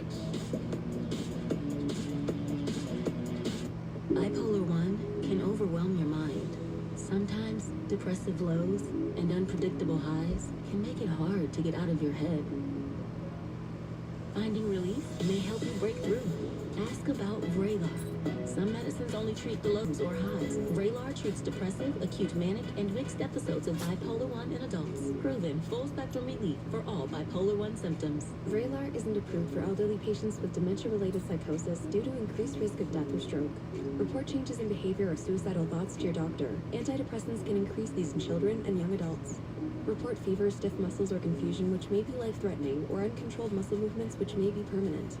High blood sugar, which can lead to coma or death, weight gain and high cholesterol may occur. Difficulty moving, tremors, slow or uncontrolled body movements, restlessness and feeling like you need to move, sleepiness, nausea, vomiting, and indigestion are common. Side effects may not appear for weeks.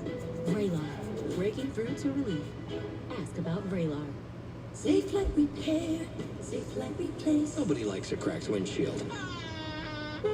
But at least you can go to SafeLight.com and schedule a fix in minutes. Go to SafeLight.com and schedule a replacement today. Safe like repair, safe like replace. What causes a curved down? Is it Peyronie's disease? Is there somebody I can talk to or help? You guys got somebody for Peyronie's disease?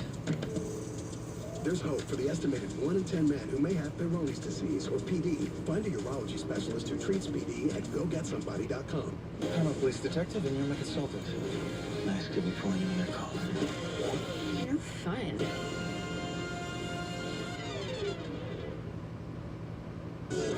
In a world of rising prices, Nissan is lowering them on our two most popular SUVs. The always adventure-ready Pathfinder and our best-selling Rogue, a consumer guide Best Buy 11 years in a row. From our U.S. factories to your driveway since 1983. Now get a low $249 per month lease on Rogue, or get up to $2,750 total savings on Rogue Rock Creek. The CEO of the #1 insurance company in America hired the #1 business consulting company. Their job, not surprisingly, increased profits. The consultant advised them to use a robot, deny any claim that doesn't accept that first offer. So we hired one of that company's claims officers. Sandra helped us crack their code. We know that the Stanley system works. Stanley Law.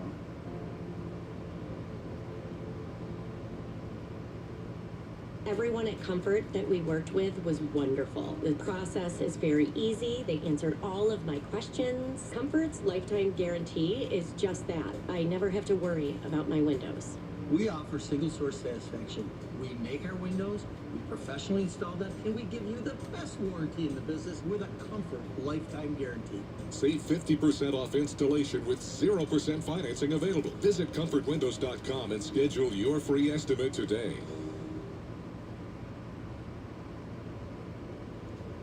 Stage 2 complete for the NASCAR Xfinity Series. High above Rockingham. Picture courtesy our Lucas Oil helicopter.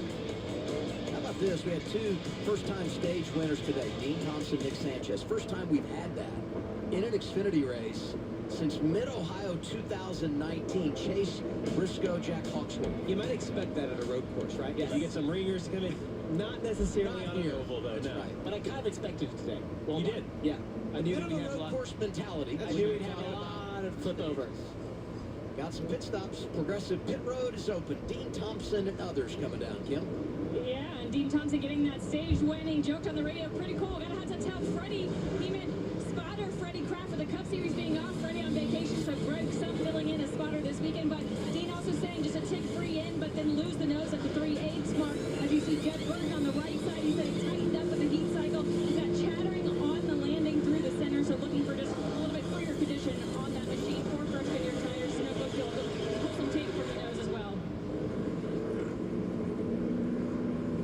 So these are the drivers that elected to stay out when that caution came right there, inside of 10 laps to go. In stage 2, they get their scheduled service. And we look at the race off Progressive Pit Road. All these drivers going to be deep in the field when we return to the green flag with those that stayed out. Thompson wins the race off, +2 for Matt DiBenedetto. 8 cars in all made pit stops there under caution. Going to be a fun restart to begin the final stage. Some of the players up front, Love, Jones, Quapple. We'll cover it for you when we come back to Rockingham.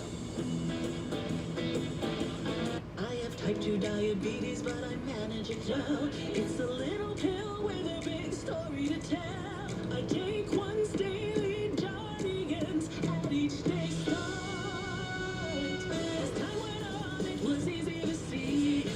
I'm lowering my A1C. And for adults with type 2 diabetes and known heart disease, Jardians can lower the risk of cardiovascular death too. Serious side effects include increased ketones in blood or urine, which can be fatal. Stop Jardians and call your doctor right away if you have nausea, vomiting, stomach pain, tiredness, trouble breathing, or increased ketones. Jardians may cause dehydration that can suddenly worsen kidney function and make you feel dizzy, lightheaded, or weak upon standing. General yeast infections in men and women, urinary tract infections, low blood sugar, or a rare life-threatening bacterial infection between and around the anus and genitals can occur.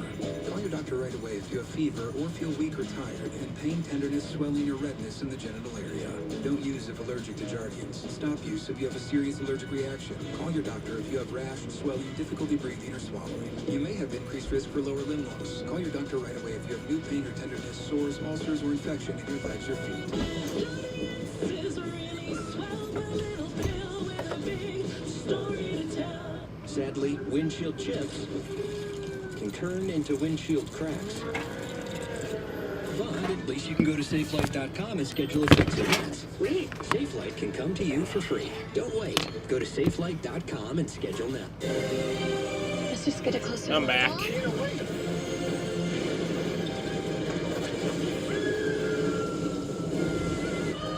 5 immersive worlds.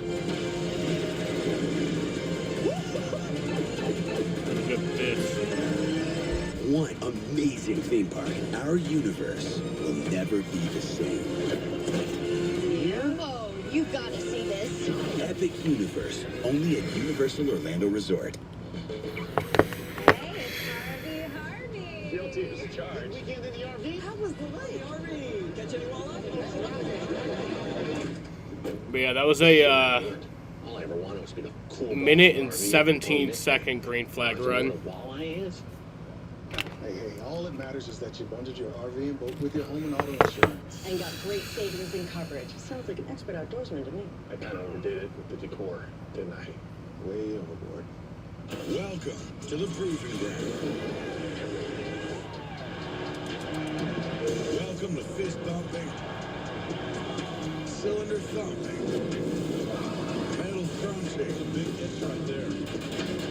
It's all or nothing for 26 weeks of the year. The wait is finally over.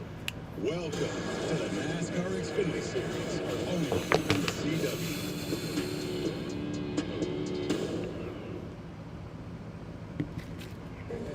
CW Sports coverage of the NASCAR Xfinity Series is brought to you by Tahine.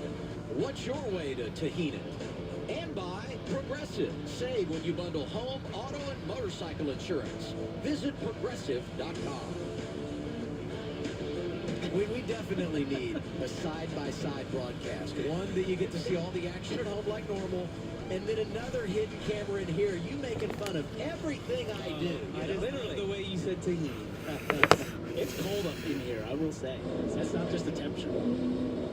That's the Sound Gear onboard camera. Williams. All right, getting ready to go back green. Running in the top 5, involved in an accident, but you know what? Good little recovery. 15. Yep, has a little damage to his car. That right front does have a little damage, not near as bad as Casey Kane. Dylan, do you have more? Let's talk quickly about Jesse Love. Danny Stockman, his crew chief, just came on the radio and said, I want you to abuse the car on the short run and then manage it for the long run. I think that explains why we've seen some aggressive moves on the restarts by the two. Don't expect that to change before the end of the race. All right, getting ready to go back green. Jesse Love has been listening because that is exactly what we have seen today. Green flag is back in the air at Rockingham. Has joined the party. Haven't talked about him today. Restart to begin the final stage. Brandon Jones pulling away. Jesse's been the most aggressive and you've had. Here comes Jesse Love. And Jesse Love's going to take the lead. Yeah, it looked like Jones almost got a little bit of a push from Carson Palmer, who gets to his outside again. These restarts are interesting because... Oh, around goes the 19. The caution is out. You jinxed him out. You did it. Jinxed him. William Sawalich spins around. Wow. So, hey, under that last caution, Ryan C got the That was about a 26-second green flag run. All right. That goes back to the lead lap. And for Sawalich, you know, he got away with that earlier damage. This is not going to quite be the same. He hit the 11 pretty hard, knocked in that nose into the tires. It's going to be hard to recover from. Restart's so aggressive here. Sawalich gets 3 wide. Yep. Yeah, not his fault there. No, that's Got into the 11 a little bit, and then what was that white car? Caution. This afternoon's race comes out The as we get 91. going in our final stage. Jesse Love, power move to get the lead on the restart. He's in front of Quaffle, Jones, Gray, and Mayer. Another restart when we return to Rockingham. Well, here... Let's just get a closer look.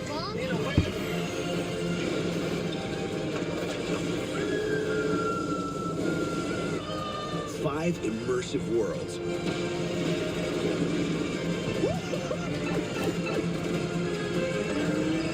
One amazing theme park. Our universe will never be the same. Oh, you gotta see this. Epic Universe, only at Universal Orlando Resort. At Napa, we We are the pros that know brakes and suspension. That's why we deliver professional-grade parts built for performance and quality, helping you provide the stopping power your customers need to keep going with confidence. Safe like repair, safe like replace. Nobody likes a cracked windshield. But at least you can go to safelight.com and schedule a fix in minutes. Go to safelight.com and schedule a replacement today. Safe like repair, safe like replace. At Ace, we know not all paint is created equal, so to do it right, start with exceptional paint that's designed to last. Only Ace has this collection of premium brands like Benjamin Moore, Magnolia Home by Joanna Gaines, and Clark & Kensington. And your local Ace has premium service and quality paint that stand up to the test of time, with gallons of paint like Royal, starting at only $29.99. And right now, get 20% off gallons of select Benjamin Moore premium interior paint. Ace is the place with the helpful hardware, folks. Shady Rays sunglasses. Break them or lose them, or replace them. No questions asked. Kyle's gonna need new Shady Rays Titan. Let's get him another pair fast.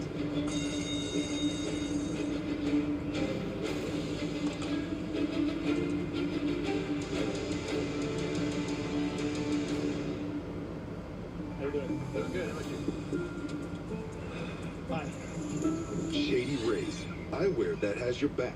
Motorsports isn't complicated. It's made up of races where you go as fast as you can, as best as you can, as sideways as you can, and whatever this is. Our team, Toyota Gazoo Racing. We make some seriously fast cars, like this one, and this one, definitely this one. And they all have great drivers, ones that win, like win a lot. Look at all these legends. The hottest drivers right now are him, her, and this guy. They're all part of a big, happy family of speed demons. Now you're up to speed. You in?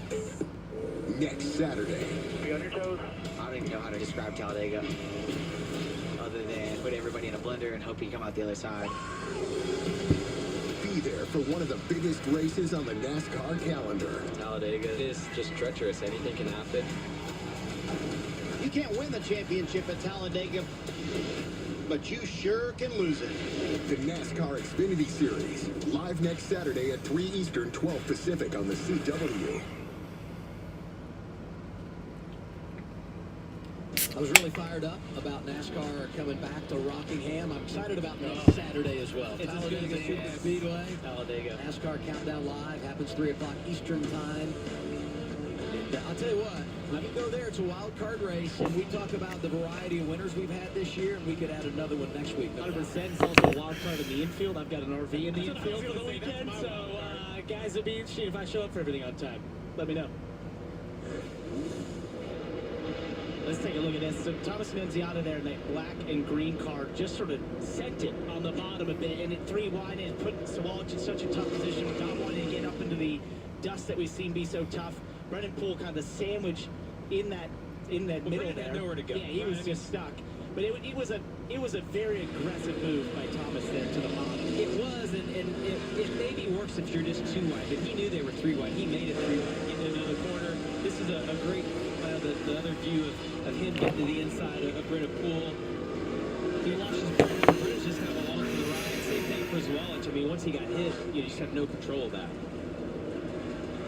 And you can see on that onboard where he's trying his best not to be forced into all the dust that's on the outside. He's trying to stay within the rubber there. That just makes it so tight when you're 3 wide. It happened late. It was very late, right? So yeah, and you can't just adjust your line. When that happens, you've already committed to what your line is, and we've seen how many people have had trouble down the start 3. At that point, you have to sort of let the car take the set that it's going to set. You see his numbers here? Oof. He's been 24th or worse this year in 6 of 9 races. And they had that period early with that back-to-back top 10s, and I'm like, okay, here we go. Since that time, just unable to find their way to the front. When they do, something goes wrong. And you just mentioned where we're heading to next week. It's a great track that you can win at. It's also a place you can get wrecked at and have another terrible finish. So, all right, get ready to go back green. For William. Confirming Casey Kane did get the free pass. He's back on the lead lap. So Casey came back in the lead lap. On the lead lap. Front row here, Jesse Love outside of Brandon Jones for the restart. Yeah, he did the best job. Green flag is back in the air. At the launch. And I think if he's the control car, we'll see right here, it still looks like that inside row is able to launch a little bit better. But Jesse's been so aggressive on the restart. You see getting down into turn 1. He gives the 20 car a little bit of a look at the speed he has middle on the. Yeah, that 2 car all day long through the middle of the corner has been the best. feel like most of the runs today, he started behind the 8 ball and had to drive it to the front. Now he's got control of the race. Talking about the 2 of Jesse Love. Yeah, the other trend that I see, Parker, on these restarts is, especially in the first, 10 positions, everybody's fighting to get to the bottom. Nobody wants to be on the outside. It tells me the track, as you mentioned, may be really tight up there, and they don't want to be getting put 3 wide like we just saw with Sawalch. On board Jeff Burton. 19th after doing a solid job to end that second stage. Hey, look, when you give up the track position to get stage points and you're still where he is, pretty good spot. Really big day points-wise if they can get a couple more spots here. But as you're back here in the pack, now stage 3, everyone's had a chance to work on their cars, get them better. This is going to be harder than ever to try to drive to the field as Anthony Alfredo gets right to the bumper of Jeff Burton. But this is going to be a tall task to march to the field. You know, when Zilich and Waffle did it early on, Jesse Love has the lead. He's pulled away with it. to work on that, but now everyone's car is driving the best it has all race, and you've got to make up those positions. Oh, as he gets into his teammate there, Blaine Perkins, that was tight. Jordan Emerson just closed his eyes for that. Well, Blaine pitched him off just a little Caution. bit into the corner. You got to give just a little bit of room there, but Oh, trouble at 35. 7th caution of the day, Greg Van Alst has a problem. Greg Van Alst. He was 34th. So that was a minute and 33-second green flag run. About. And I think right now by our scoring monitor, this should allow Connor to get the free pass, get to 1 lap down. And because he'll be the only car 1 lap down, basically the next caution, he will get the lucky dog. It looks like, gosh, it looks like almost oil was on the track. Like we saw 2 of the cars. I don't know if there's really high and up out of the groove. We've seen Chris Wright do that a couple times today, so he's found the outside wall there in turns 1 and 2 multiple times. Greg, I don't know if he's reacting to it or whatever, if there's something on the track. Love leading at Rockingham. There's only one fuel that can drive the performance you demand from your car. New 94 Octane. The highest octane on the market. Only at Sunoco.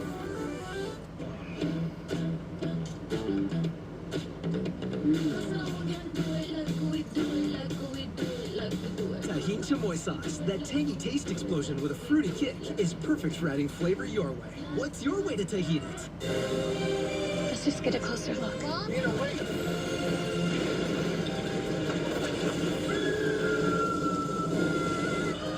Five immersive worlds.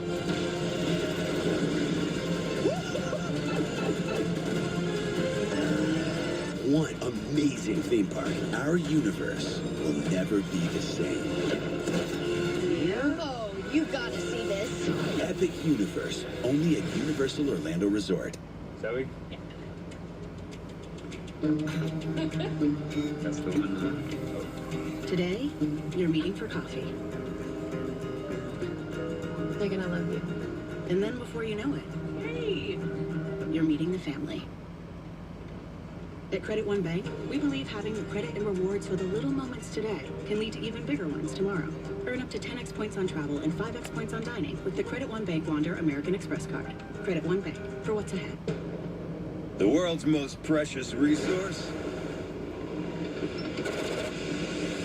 Wi-Fi. Bring that like a boom, boom, boom, boom. And the Wi-Fi is booming. The Wi-Fi is booming! Streams are gushing. Booming! Data is rushing. There's signal for days. Booming! The Wi-Fi is booming. Xfinity. Boom, boom, boom. Welcome to the proving ground. Welcome to fist bumping, cylinder thumping, metal crunching. The big hit right there. It's all or nothing for 26 weeks of the year. The wait is finally over. Welcome to the NASCAR Xfinity Series, only on the CW.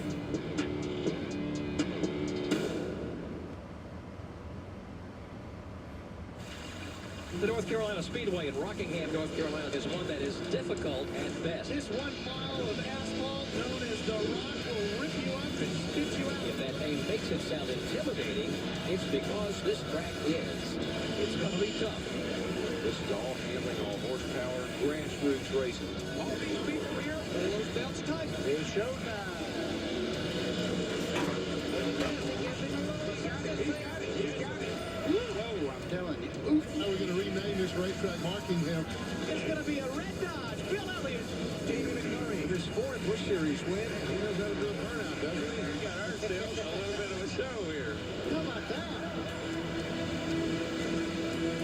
opened up mid-1960s. So much history and tradition at Rockingham Speedway. Another chapter being written here today. NASCAR Xfinity Series making their first appearance in 21 years. And we've got just over 100 laps to go. And I saw the cat in the hat, Jack Roush, in that video clip we just showed. Today is his 83rd birthday, so happy birthday, Jack. Jesse Love in the race lead. Brandon Jones second as we anticipate the choose in the restart.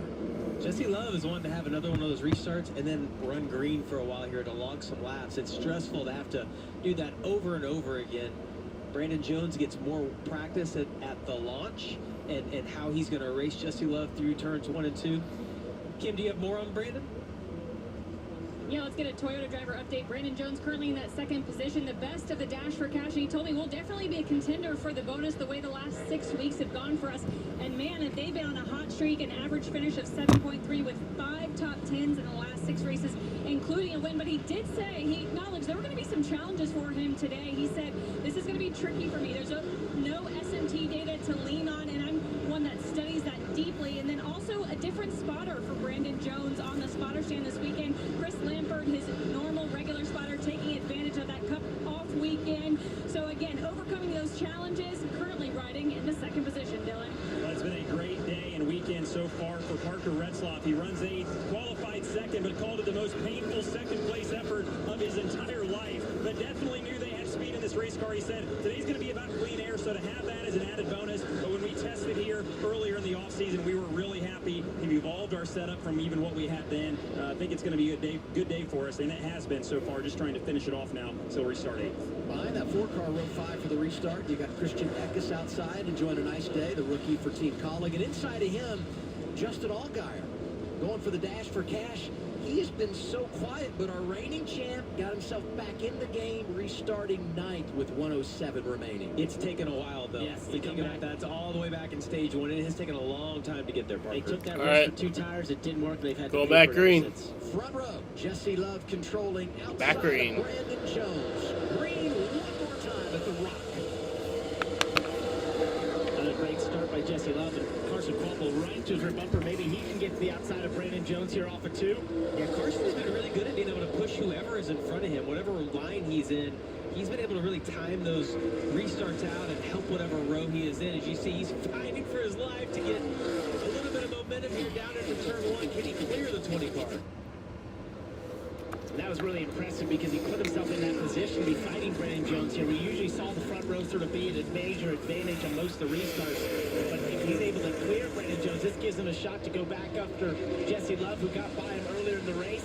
See what kind of speed he has in that 1 car. Well, we don't know with the 1 because he was on the 2 tires, Right. so you don't know like exactly what is the balance of that car. As you look, I mean, he's almost 4/10 a lap slower as he's having to race Brandon Jones. But we'll get single file here, see what the 1 car has, or is the 2 car still going to be the dominant car all day long? Daniel Dye looking for another top 15. You ride with the rookie driver here, right behind Nick Sanchez, who's got a good comeback going. And Adam, listen to the throttle. And you know, as those guys are in all this traffic, we talk about how fast this track is. It is until you're in dirty air and you hear Daniel Dye have to really work the throttle on the exit there. The car is out for anything. It's tight, it's loose, it's doing everything but what he wants it to do. And you heard it on the exit, too. When he got close to the rear bumper of Nick Sanchez, he started to lose the front end, just had to pedal it on the exit. That's the arrow. We're talking about the dirty air that you just start to lose the front end of that race car and it starts to drive out towards the wall, and you've got to check up your speed. And what you want to do is exactly what he's doing right here. He's like a half a groove lower than Jeff Burton. Just trying to get any air that you can get on the front end is a huge advantage. And that's what you try to do. You try to offset yourself a little bit to the right or maybe a little bit to the left. Just don't want to be directly behind that car in front of you. Oh, somebody's got it right front down. It's Parker Retzlaff. Wow, Parker Retzlaff has a tire down. To avoid him coming Caution. off the corner. Let's get an update on the 4, Dylan. Yeah, and he had just come on the radio and said, I've got a So they could pit here and try to stretch it. I don't know if they would make it. But if anybody pits here, it could be interesting. Oh, the 07's also around. The 8th time today, Patrick Emmerling in the 07. Patrick Emmerling. Yeah, this is probably a reaction to them seeing Parker Retzlaff slow down. The spotter says, check it up in front of you. So it was about a 2-minute, 58-second green flag run. That's exactly what happened. There was someone behind him. I couldn't quite tell who it was, who got into the back of Patrick as they were exactly trying to check up for Parker Retzlaff, who was at the exit of turn 2. He talked about all day how tight it is. If someone has an issue there, it goes from multiple grooves just down to basically one, as Retzlaff was going super slow, that right front down. The other car ran in the back of Patrick Emily, and I couldn't quite tell who it was. I would always, in that situation, if I could see the issue in front of me, the spotter tells me that. Sorry, it was a 1-minute, 58-second run. To see, are they slowing down behind me, and try to get out of the line of whoever's behind me in case they don't get slowed down in time. So you see Retzlaff have his issue. He's out in the outside groove, and now he's going to be... though. Well, yeah, and now he's going to be in the groove. And who's that behind him? That was Dean Thompson, maybe, in the 26? So. Yep, I think it was. That's right. Who's behind Patrick. Yeah, I was watching that game. Trevor Story had 2 home runs yesterday. Great job by Retzlaff. Such a shame. We were just talking about getting the stage 1 to stage 1. Again. Yeah, you did again. He's up there in the top 10. A huge day for Alpha Prime. Hey, I'll say this, though. The caution comes out, which is a huge aid for them, right? Because you don't make that pit stop under green. Here's the other thing, I would say. Connor Zilich gets the free pass here. He's gotten 2 in a row. He returns to the lead lap. And the last thing I'll say in this scenario, 100 laps to go. Pit road opens. It's outside the fuel window, but we know how important track position is. Do you play a game here and go ahead and make that stop? You need a haul of caution laps, but you might get it the way things are going right now. I said that Connor Zilich would get back on the lead lap. Both of you looked at me like I was insane for a second, but I thought that had nothing to do with that's your usual, actually. Sorry, what am I saying? That's the look every time. We have learned this year is that Parker's never wrong. Okay, so we totally understand that. Undefeated. Somebody understands. All right, a lot of drivers staying out. Christian Eckes says, you know what?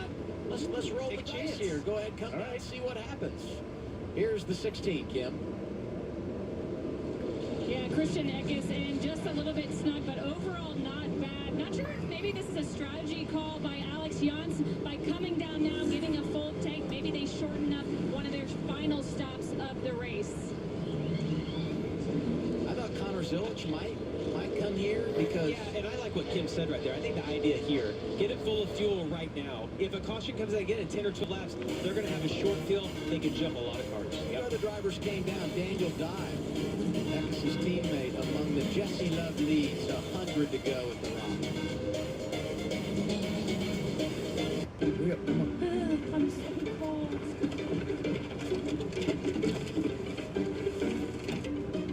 Things are heating up.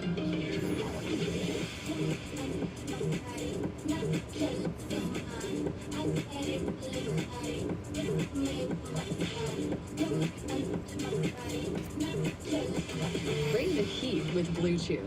Speak with a licensed medical provider at BlueChew.com to find out if Blue Chew is right for you. You know, sometimes my life can be a little crazy. That's why when you find stability, you gotta grab it and hold on to it. Like how Verizon just lets you lock in a low price for 3 years. Even if you're already a customer. Is that even real? That's not just for me. And they give you a free phone on any plan. Who's doing that? Nobody.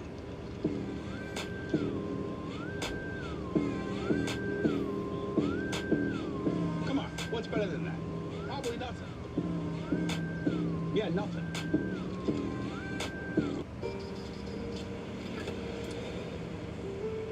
There's a reason they don't call them clean bikes, am I right?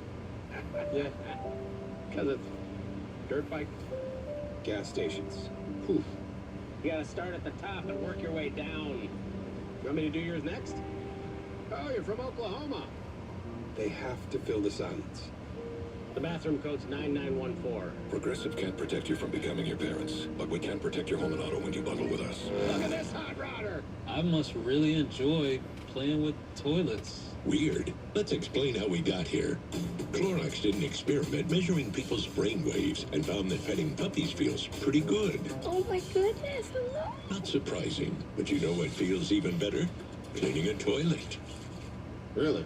For him it did. That is crazy. Whoa. And for these participants, clean felt better than getting a massage, playing video games, and getting their nails done. Rethink what makes you feel good. Getting ready for a restart. Going to be 97 laps to go in the race when we return to the green flag. I want to confirm that Connor Zilich did make a pit stop there after getting the free pass. They're basically playing with house money. I said they're going to break. I felt like they would, but confirming the 88 did come down pit road. And all of these drivers that made pit stops here now going to be fun to watch down the stretch and how they play it and can they save some fuel. Carla?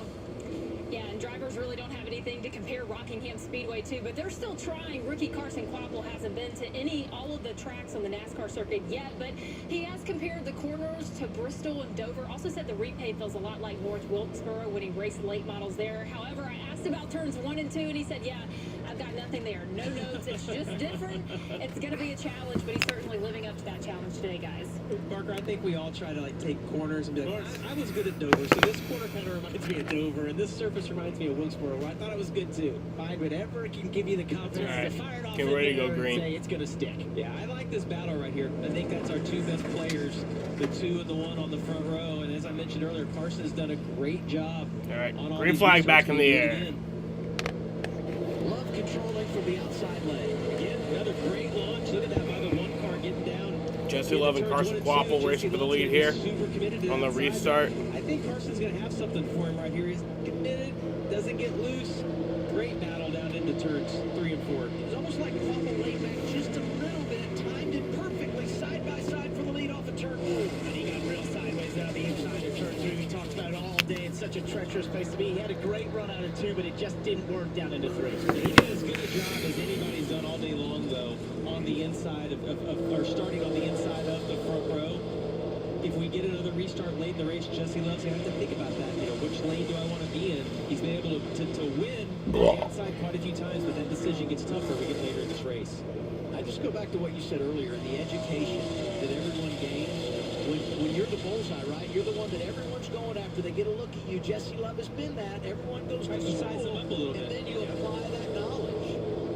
One thing I've noticed about why the bottom can be really strong in the restarts is the distance difference. The way this track is shaped, you can kind of chain a ton of difference off in terms of distance down in turn 1. That's what Carson Quapple did so well. Jesse's going to have to put that in the notebook for later on if there's late race restarts, because he's doing a great job on the outside, but it leaves you very vulnerable to that inside car. Yeah, and the lap times that Jesse Love is laying down right now out front on kind of a scuffed tire ride that we've let cool down. Super fast lap times right now compared to anybody else. 2 cars hooked up. Yeah, he just bested his fastest lap of the race. Yeah, the track has picked up a little bit of speed here. Mayer and Allgaier. Talk about how tight things are off of turn 2. Yes.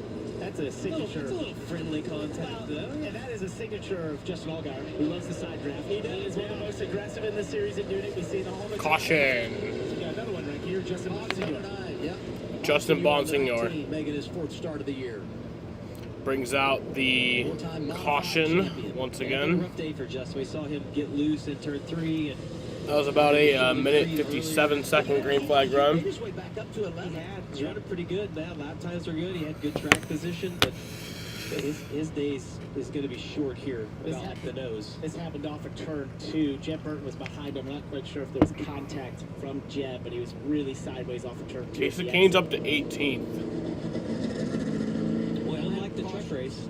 Yeah, I mean, unlike the truck race, we've seen a lot of cautions today. We're on board with Jeb. That's 19. Justin Bonsignor already running loose. And it's just going to go around. He chased it for around there. He's like, I got it, I don't got it. I got it, I don't have it. And Parker, I think that goes back to like what we were talking about earlier. These tires, you have a lot of grip until you don't. And it's not like you lose half the grip or 10%. You just lose all the grip. And you saw Justin have to chase that thing all the way around the corner and just never caught up to him. Most cautions at Rockingham. Yeah. Since October of 95. Now you have to factor in, we didn't come in 21 years, right? But still. And we look at laps since these drivers were last on pit road. With 91 to go, we're getting close. You're really starting to think about it now. And I look down there at Ryan C. Justin Bonsignor is done for the day. He's in a pretty good position. According to Bob. Back there in 17. And you hear Jeb Burton shutting the engine off. There's 2 things you do there. You're obviously saving fuel, trying to make that fill shorter, but you're also cooling the engine down just a little bit. It's hot out today. Another driver I want to point out, Christian Eckes, who's on that strategy and came down. And we thought, that's an aggressive play.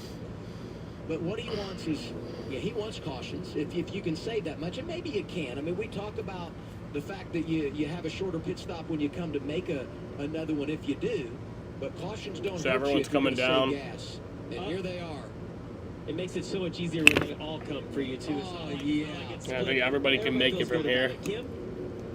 Yeah, and crew chief Sam McCauley for Brandon Jones says we're just close enough if it keeps this cadence to make it on fuel. So they're banking on a couple of more cautions. You see that chassis adjustment. Brandon said same balance here, so just a little tight. They're looking to free him up with that adjustment for fresh Goodyear tires. Sunoco fuel at full cars part of you, Dylan. Yeah, both those cars at the front of the field as well. I think banking. I don't even think they need cautions to make it. I think they'll make it. On fire off. I think they might just change right side tires here. If that's what Kane slow to get into his pit box. Jam up with the 70. Carson Quapple said he was tight rolling there. So bad stop there for Kane. How about that? The dance for Jesse Love through traffic. He loses 2 positions. Quapple wins the race off pit road, +3 for Taylor Gray. 6 drivers did stay out. Our 9th caution of the day produced when Jeff Burton gets Justin Bonsignor, and the 19 goes for a ride. 90 laps remaining. Restart when we return.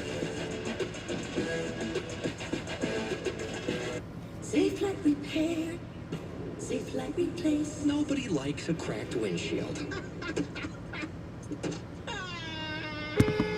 But at least you can go to SafeLight.com and schedule a fix in minutes.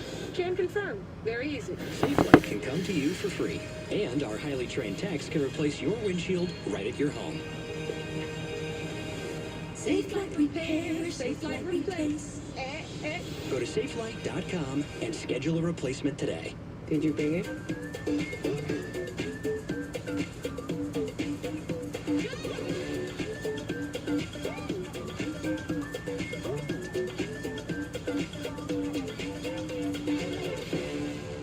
This is the best, right?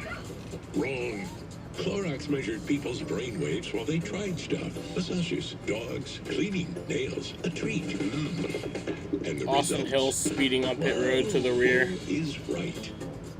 What if I told you that one of the best things you can do to improve the look and performance of your car can be done for under $20 and in less than 30 minutes? Fix your cloudy and weathered headlights with Cerakote's #1 best-selling ceramic headlight restoration kit in just 3 easy steps and without power tools. Just wipe, sand, and apply. It's that easy. Cerakote restores and protects, and for as long as you own your vehicle, it's guaranteed. You can trust Cerakote with over 60,000 5-star reviews. Don't wait until it's too late. Buy today for under $20. When choosing the right gear to cut, trim, or mow your yard, Ace has all the power you need to get the job done right. Because gas or battery, your local Ace is the destination with the best power brands all under one roof, like Steel, Ego, Milwaukee, and Toro. And with free assembly and delivery or ready for pickup in 15 minutes. Conquering your outdoor projects has never been easier. Around the block, what you need in stock, with service so good it's guaranteed. Ace is the place with the helpful hardware, folks. Gorgeous day in the sandhills of North Carolina. NASCAR Xfinity Series racing in Rockingham for the first time in 21 years. A packed house and the fans getting their money's worth. A whole lot going on in this race. And a strategy play is going to shake the lineup as we get ready for a restart inside of 90 laps to go. I would say Sell the out word today. of the race right now is stress. The stress for the crew chiefs, the stress for the drivers, because the caution always falls just where you can maybe make it, but you might not be able to make it. And depending on how many cautions we have from here on through the race, we could see this play out just like the truck race yesterday, where we have a lot of guys run out of fuel at the end of this thing. Ryan Sieg is leading, and we'll continue to discuss can they make it on fuel. But of the drivers that are on this cycle at the front, top 5 have stayed out. We know he's on the plus side of it. Austin Green is not. The 87 is definitely going to have to pit again. We're not sure So about lights that. are off on the pace car. And then Ryan those drivers Sieg just has down the pit lead. road. We think even they are a little bit on the Austin edge Green here. is in Quapple second. the best Christian of the Eck is bunch in there. third. Quapple having a Parker great race. Redsloff in 47 fourth. laps. Daniel Dye in That's the fifth. most And laps then he's Carson led this Quapple career. We've seen how sixth. aggressive Jesse Love has been on the restarts here, but for him and Carson Quapple, knowing the situation, knowing some of these cars may potentially... So be 5 trying to cars change, stayed if we out. get enough caution laps, I think we've got Kim with one of the people trying to make it. So let's check in with crew chief Alex Jans. You're calling the shots for Christian Eckes. When you came down with 100 to go. We thought maybe you were just shortening up a final stop, but you didn't come. Is there any way that you guys stretch it until the very end? Austin Green won't make it, but everybody else in the top 5 is like trying to stretch it out. We figured out how many caution laps we needed to make it to the end, and the way that race has kind of played out here, hopefully that plays in our favor. All right, we'll see what kind of luck they have on their side here this afternoon. Yeah, I want you guys to keep your eye on Carson Kvapil, the orange number 1. All right, going back green. The rows 3 and 4 on the outside. We've seen Jesse Love go to the outside a lot. Green flag. But is Carson going to defend that when they get down there? Because this could be the outcome of the race. Who believes in the lead first? Oh! Carson Kvapil in the wall. Yeah, Dye tried to block, but it was too late. But looks like he's fine. He's picking up spots. Ryan Seek pulls away with the lead. Oh. Austin Green on the outside right there in that 87 is on a totally different strategy. Much older tires. Yeah, much older, but tires haven't been a huge difference. You see him going to maintain that upper line. The one car going to go to the bottom, try to get to the inside of Taylor Gray next. Harrison Burton into the top 10, driving to 25. Oh, Jesse gets to the outside, actually. The one had a bad turns 1 and 2. Now they'll be behind Austin Green as they go down the front stretch. He's going to look for a hole here, trying to make this work to complete the pass on the 1. This is the best friend to the 16 and the 39 who have gotten out front. Seeing the 2 fastest cars this race stuck in traffic side by side. Kvapil and Love have been so aggressive all day long, and here they are racing for position, and Sammy Smith is there in the 8. Yeah, you mentioned, Carson Kvapil's racing for his first win, but he's also one of the Dash for Cash drivers trying to win $100,000 today. Watch this right here. Carson Kvapil, the third car on the outside. Daniel Dye pulls up the block, but it's too late. Like Carson was already there. It was almost a reaction that he saw in his rearview mirror. Look at the speed, though, that Carson's able to carry. Once they get down, the car gets loaded up in the middle of turns 1 and 2. How they all held on to that, I'll never know. That was so close to being a massive wreck, as you pointed out, but they're still held up by Austin Green here. Just up finally to the inside of him, down into turn 1. When Austin's hanging on great. I mean, to be on those older tires, I think he's done a tremendous job hanging on and just holding on to his track position. But for Austin Green, we know he's going to have to pit based on where he is in regards to fuel. Those other drivers are out in front of him. We're not sure about Ryan Sieg, who leads, Christian Eckes, who is second, and Parker Retzlaff. But as we heard from Alex Jones, the plan is to run it long and see what happens. We'll find out. Could be a dramatic finish when you talk about fuel mileage. Yeah, and it appears the one car's not quite as good on this set of tires as what he's had earlier. Has not been able to get to the inside of Austin Green as Sammy Smith in that 8 car gets to the inside. Carson's trying to work the outside. Just keeps getting higher and higher, but you're not going to get much higher than where he is right there. Actually stepped over the line, got into that dirty part of the racetrack, and look at all the momentum the one car lost down the front stretch. You can just sense the frustration in it now. Harrison Burton gets sideways, gets into the one, Damn, and Connor Zillage flies by all of them. They go off a couple spots in one corner. It's a crazy race. Connor Zillage, who was 2 laps down in this race. Such a day for the rookie driver out of Mooresville, North Carolina, and he is back in the game. Yeah, he sets on the pole, has to start in the back, has another flat tire. It looks like he's completely out of this. Connor Zillage passed him for 7th after his problems earlier. Able to get by Austin Green, who was holding up Kvapil and Sammy Smith and all those guys for multiple laps. So 88 car got the balance where he needs to be right now. This has been a disastrous couple laps for Carson Kvapil there, trying to go the outside. Didn't work for him. He's just lost spot after spot now. It's going to take forever to try to get back. Held on to it there when Harrison Burton got into him and still stepped on by. A little bit of luck right here with the 88 being on the bottom because Carson got checked up, Harrison Burton got checked up, Sam Mayer as well. All those guys in the middle of the upper groove. Connor was able to get four of them in one corner. That felt pretty good. I've seen that all day. All right, we can take a breath. Right, I feel like that restart was a lot. Yeah, like same thing for the drivers right now. Okay, take a breath, single file. Let's figure out what we've got. What is our balance right now? What do we need? Are we saving fuel? What's our plan right now?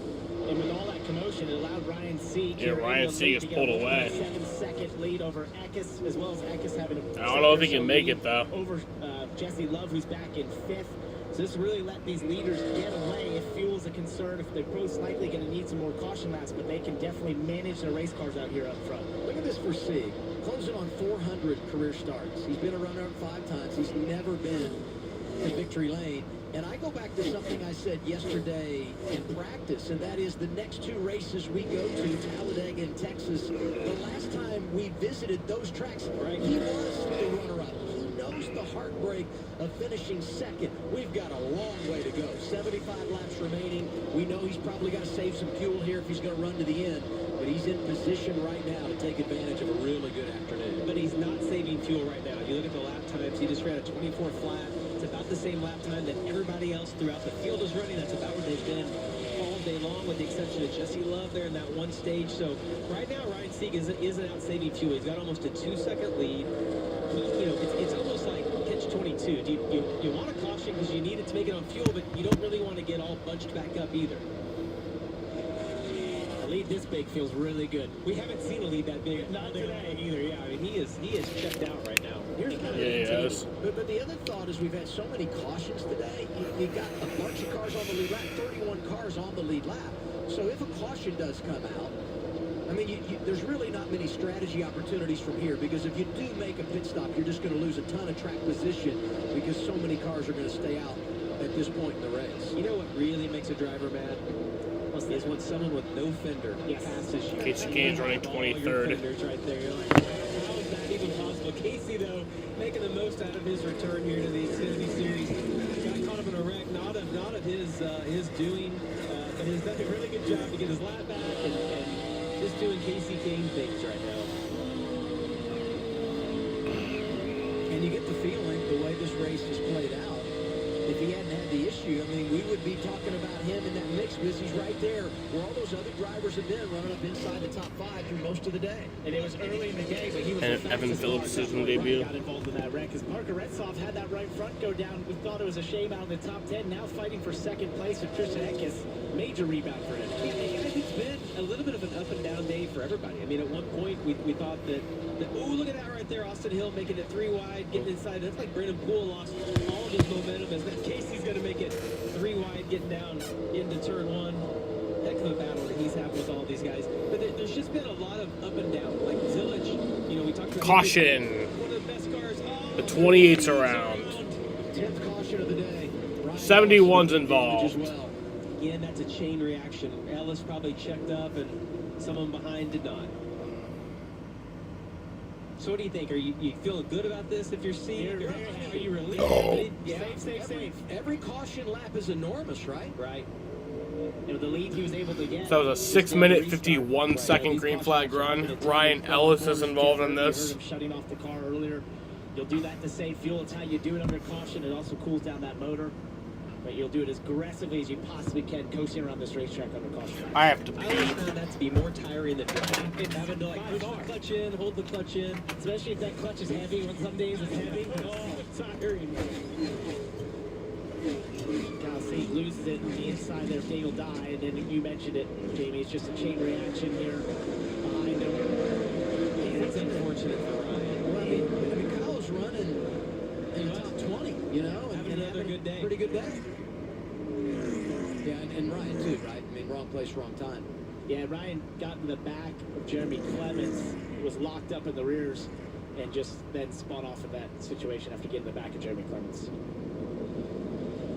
Kyle's on pit road, but I feel like right now, caution coming out, with this many laps to go, everyone's okay to stay out. I mean, there's no But you've play got a here. major bet. Yeah, You're in now. We know with Sieg and Eckes, I mean, we heard from Christian's crew chief. He's like, no, we're staying out right now. So I think we know the plan for all these guys and what they plan to do. Alex Jones was committed. He was. He sold it well, didn't he? And I'm sure he sold at an even higher level than Christian Eckes when they made the play.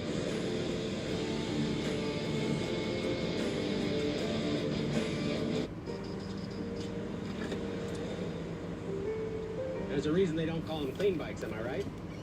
Yeah. Because it's dirt bike. Gas stations. Whew. You gotta start at the top and work your way down. You want me to do yours next? Oh, you're from Oklahoma. They have to fill the silence. The bathroom code's 9914. Progressive can't protect you from becoming embarrassed, but we can protect your home and auto when you bundle with us. Look at this hot rodder. Let's just get a closer look.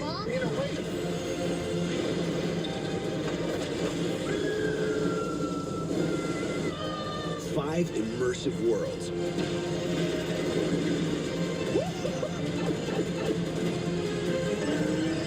One amazing theme park. Our universe will never be the same. Oh, you gotta see this. Epic Universe, only at Universal Orlando Resort. So we got 67 laps to go in this race. Credit Karma gives you personalized guidance to improve your credit, savings, taxes, and more, so you can find your way to money. Intuit Credit Karma. Karma you can count on. When they want to squeeze up, they want a squeeze up. Deliciously delectable, delectables. Squeeze up. What started out as a better floor liner for your car turned into even more superior ways to protect the inside and outside of your vehicle. That led to enhanced ways to protect your home and to keep your pets safe. Next came the best ways to secure and protect your phone. But the most important things worth protecting are American jobs. WeatherTech, made right in America. Next Saturday. Be on your toes. I don't even know how to describe Talladega, other than put everybody in a blender and hope you come out the other side. Be there for one of the biggest races on the NASCAR calendar. Talladega is just treacherous. Anything can happen.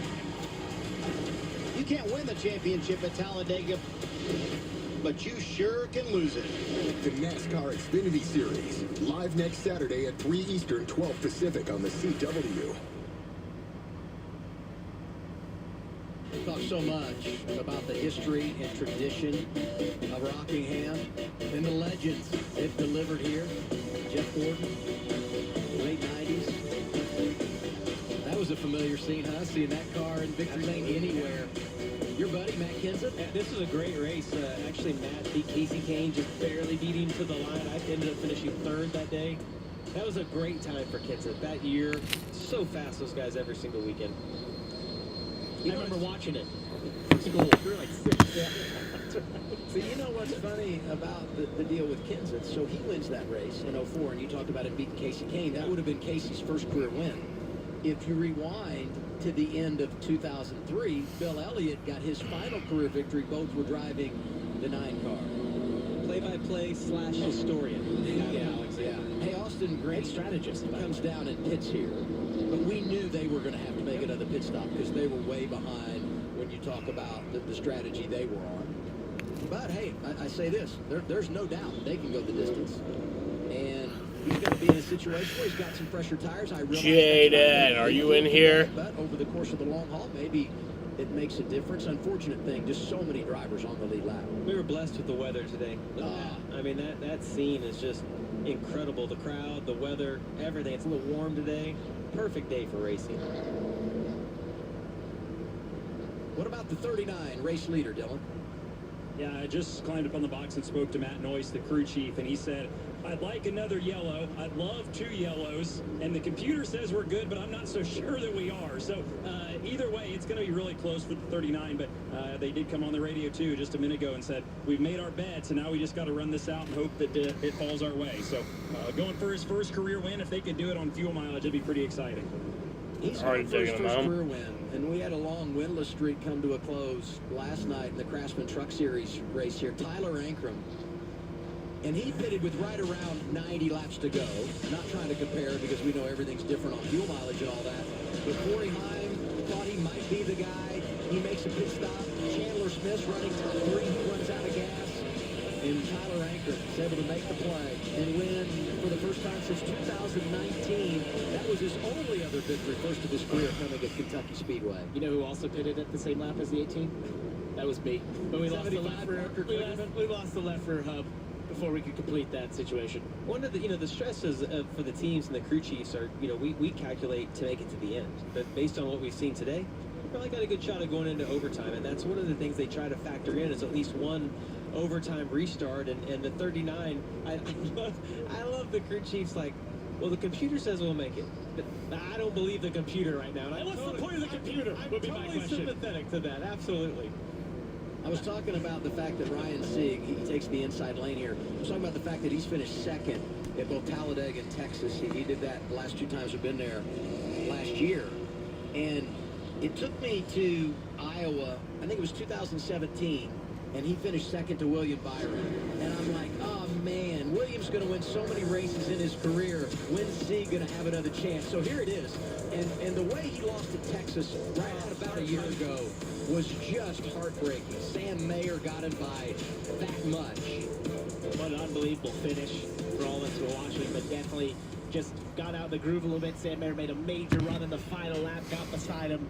It was that awesome finish at the end, but a heartbreaking way to lose. And Adam, something to keep in mind, I mean, he pitted He was there at the 37 beginning. laps ago, but almost half of those had been run under caution. So if it's playing out into Ryan Sieg's favor right now, the amount of caution laps we have. All right, getting ready to go back green. Ryan Sieg and Christian Eckes on the front row. Parker Retzloff and Taylor Gray on the second row. Jesse Love and Sammy Smith on row 3. And then Connor Zilisch and Sam Mayer in row 4.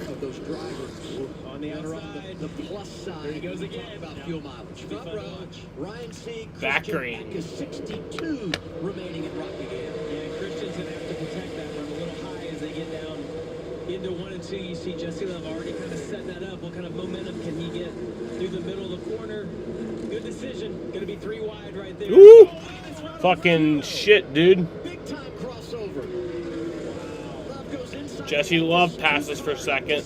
Yeah, it's been really fun, impressive to watch what Jesse Love has been able to do. So now it's going to be Jesse Love hunting down the leader, Ryan Sieg, who might be low on fuel. Not fortunate with Carson Parker. Eckes got a little bit checked up, which will happen. You're on the outside there on the restart. Sometimes if you have prep your tires going up, you can get very tight right on the exit. And that's what happened to Eckes. He checked up. That gave Jesse a massive run down the backstretch. How about Retzloff holding tight on the bottom right there? You see he's running 3rd position. Sammy Smith is going to get to his outside as we take another look at. Oh, Eckes got into the wall right there. I didn't see that.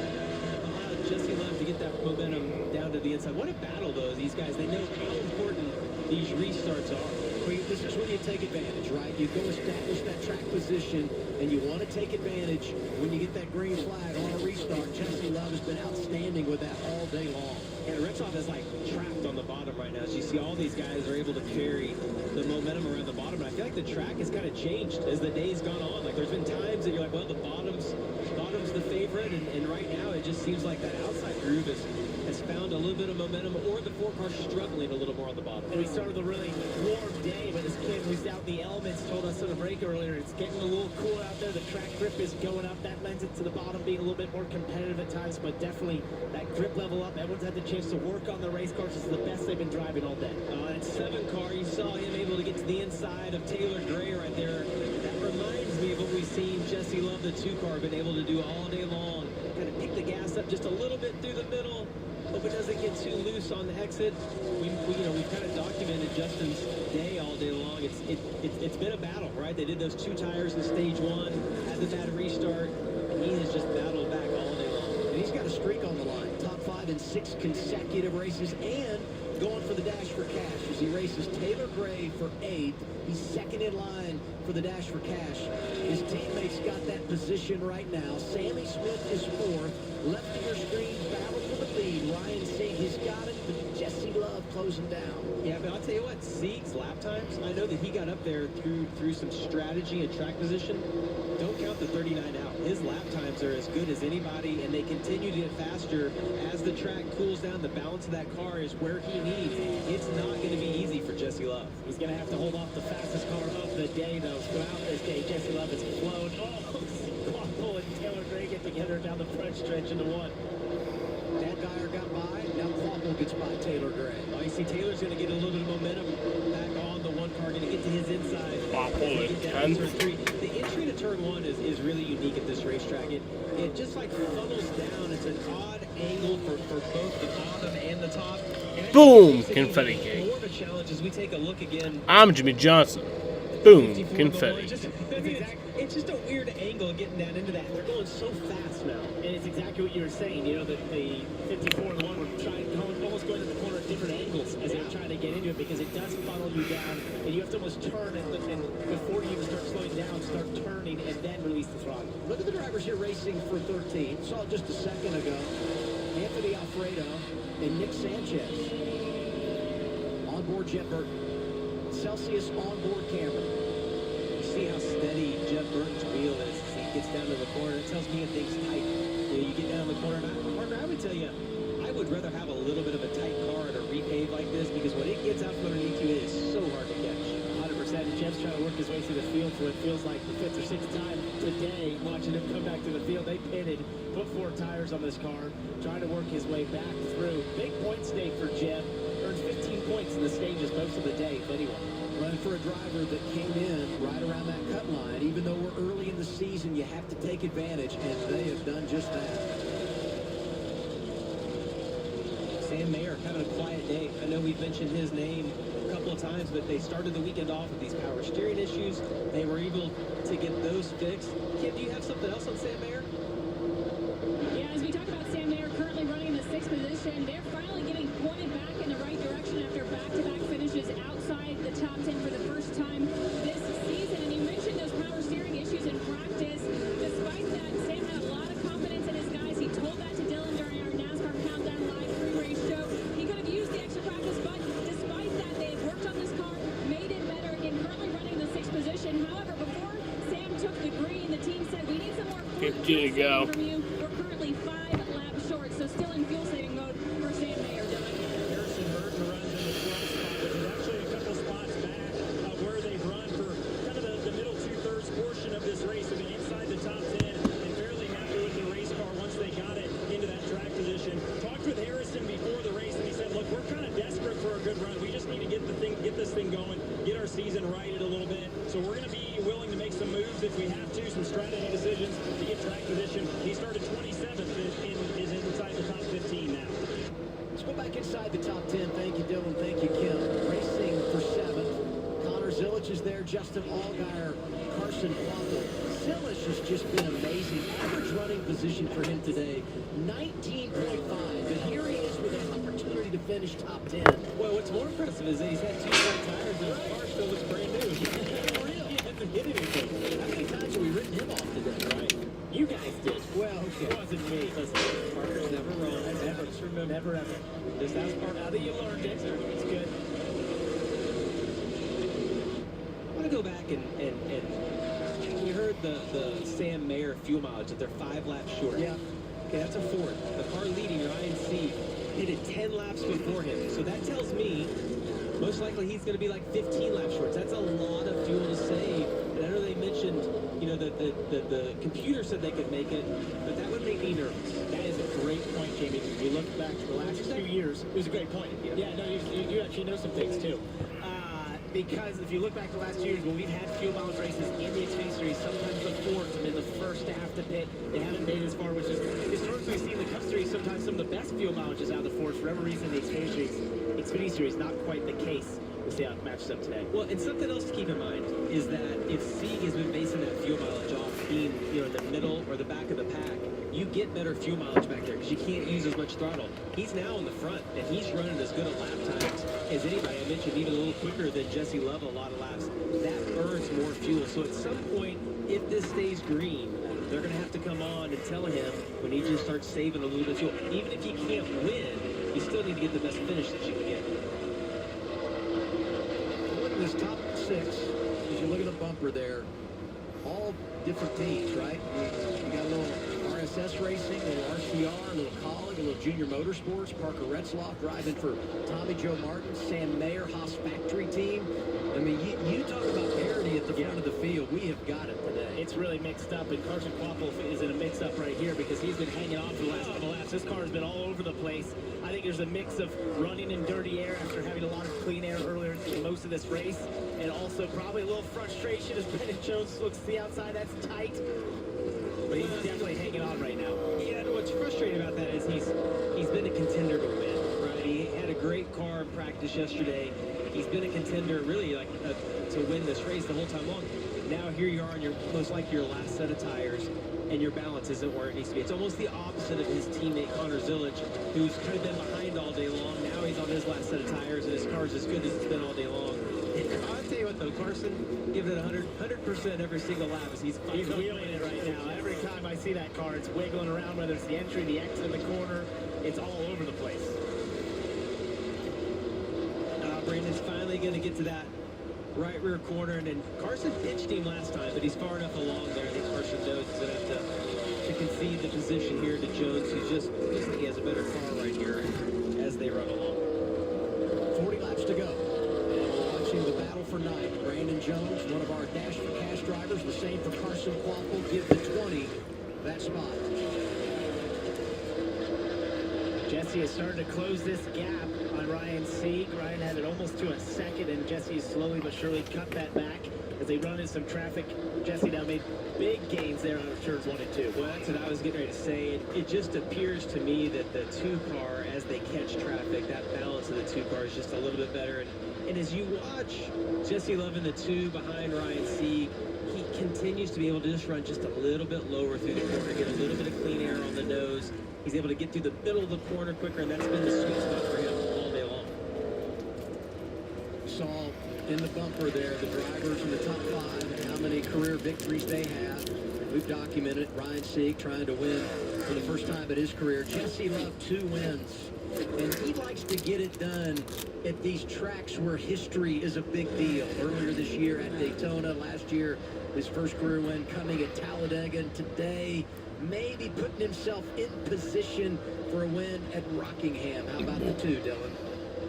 They've actually been a little bit loose the last couple of runs, but Danny Stockman, the crew chief, said it'll come to you, and think it is as he starts to reel in the 39 car for the lead. Also, they are 7 laps short on fuel. They pitted on lap 160. Seed pitted on lap 150. So do the math there. I think it's going to be tough for the 39, but tough for the 2 also to make it to the end.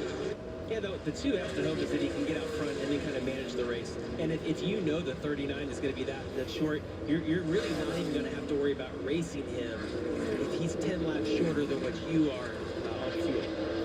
He's struggling, though. I know that we were sitting here, we're driving it for him, right? As you see him get to the middle of the corner and having to chase it on the exit of turn 4 a couple of laps ago. He's clearly quicker than Sieg right now, but it's just trying to get in the right position. And I like this trying to get to the outside, though. It seems like that's a little bit of an easier move. As Dylan said, it's been a little loose. It was almost on cue that Jesse Love got really loose out of turn 4 right there, wiggled the car all the way into the outside wall. Really hanging on inside that race car now. As Danny Stockman said, it will come to you. Most likely he has in most of these runs. He's been faster as the run goes on. Sliding it out of turn 2. He's definitely quicker than 39. Yeah, working him over, you see, seems like Jesse feels pretty good running the I think Love's going to get past him. Of 3 and 4, but he's not generating the run. The one thing we've seen all day long, if he can go in there and pack some air on the left rear, is he keeps trying to work the top side. He's going to turn back down underneath him. He's going to be in a really good position right here as they get down into turn 3. He can get to his inside, pack some Here air comes on the Love. left rear so he can get the 39 a little bit loose. Sieg gives him plenty of room. Good decision right there by Ryan Sieg. Sieg tried to shade him down low there, tried to cover a little bit down on the inside as Jesse's looking the inside into 1. Ooh, sideways. Gosh, that turn 1 angle is so awkward for whether you're on the bottom or the top. It's like you just can't tell where to go. And Ryan does not want to give up here right now. You can see he's fighting as hard as he can on the outside. He crowded on the inside to 3 the lap before. He's going to hold him off using the outside. Really strong by Ryan Sieg. So what I want to know about the 39, I want my spotter to tell me like what the balance of the 2 cars is, because if I know he's loose, I'm going to let him get to my inside, and then I'm going to crowd him. Like you said, I'm going to pitch him off, try to get that car loose, but it just looks to me like the 2 cars quite a bit better right now. Yeah, if he gets to the right rear of Ryan Sieg, it's game over for Ryan most likely in that sense. He's got to just let him have the inside and keep crowding, take the air off, and hope that he's not able to complete the pass. 2 things that impress me. One, the dog in Ryan Sieg, right? Because he's not giving it up. He's fighting for everything. And the patience of Jesse Love, who has the presence of mind to understand it's not the right time. And he also understands, as we have discussed so much, the fuel mileage situation. We're not sure 100% who can make it and who can't. But the reality is, when you look at the top 2, we know that Jesse Love is in a better position when you look at their last pit stop than Ryan Sieg. And the 16 of Christian Eckes, we know they are going after it. He's 3rd right now, Kim. What's their fuel situation? Yeah, remember Alex Johnson, crew chief, was one of the first ones to say we're going to try and make it to the end. And you've heard Dylan talk about both Ryan Sieg and Jesse Love being unsure and being maybe a little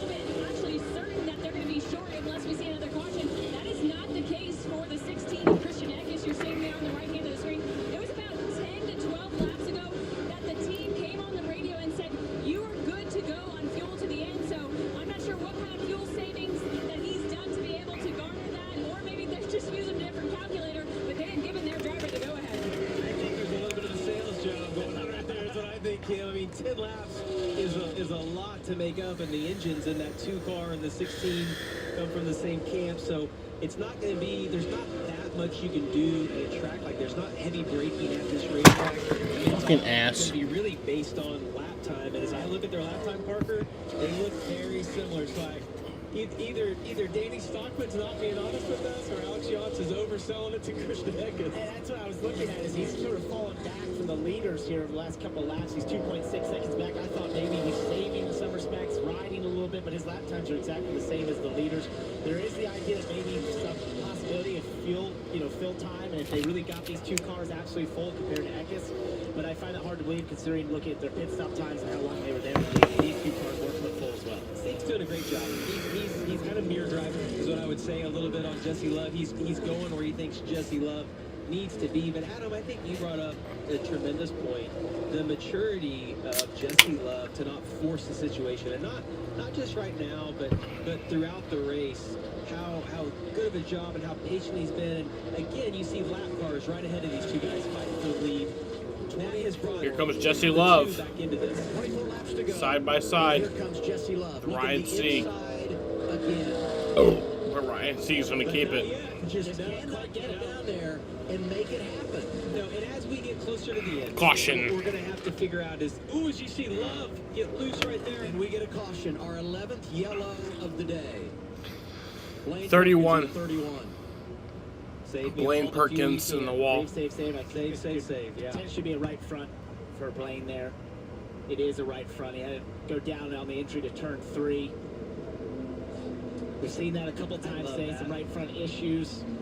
Typical of a repavement time. Sometimes those tires get pushed real hard, especially if you have a tight race car. You put a lot of load on that right front tire. Take a look at the bright blue car. Yeah. That's a horrible feeling. Those safer barriers. So that was a 15 minute and 30 or 29 second green flag run. Those tires always 15 minute, 29 second green flag run there. The worst possible place they can. Perkins was 26th. We got 27 cars now on the lead lap. How much stress do you think there is on that 39? Man, this restart is going to be intense. I would say it's a good news, bad news situation. Good news is you get the caution, you can save a little fuel. Bad news is you're going to have to go through a restart with Jesse Love here, right? And that's going to be tough to manage. Yeah, and what we've seen is that Jesse Love has not been able to make that pass on the outside.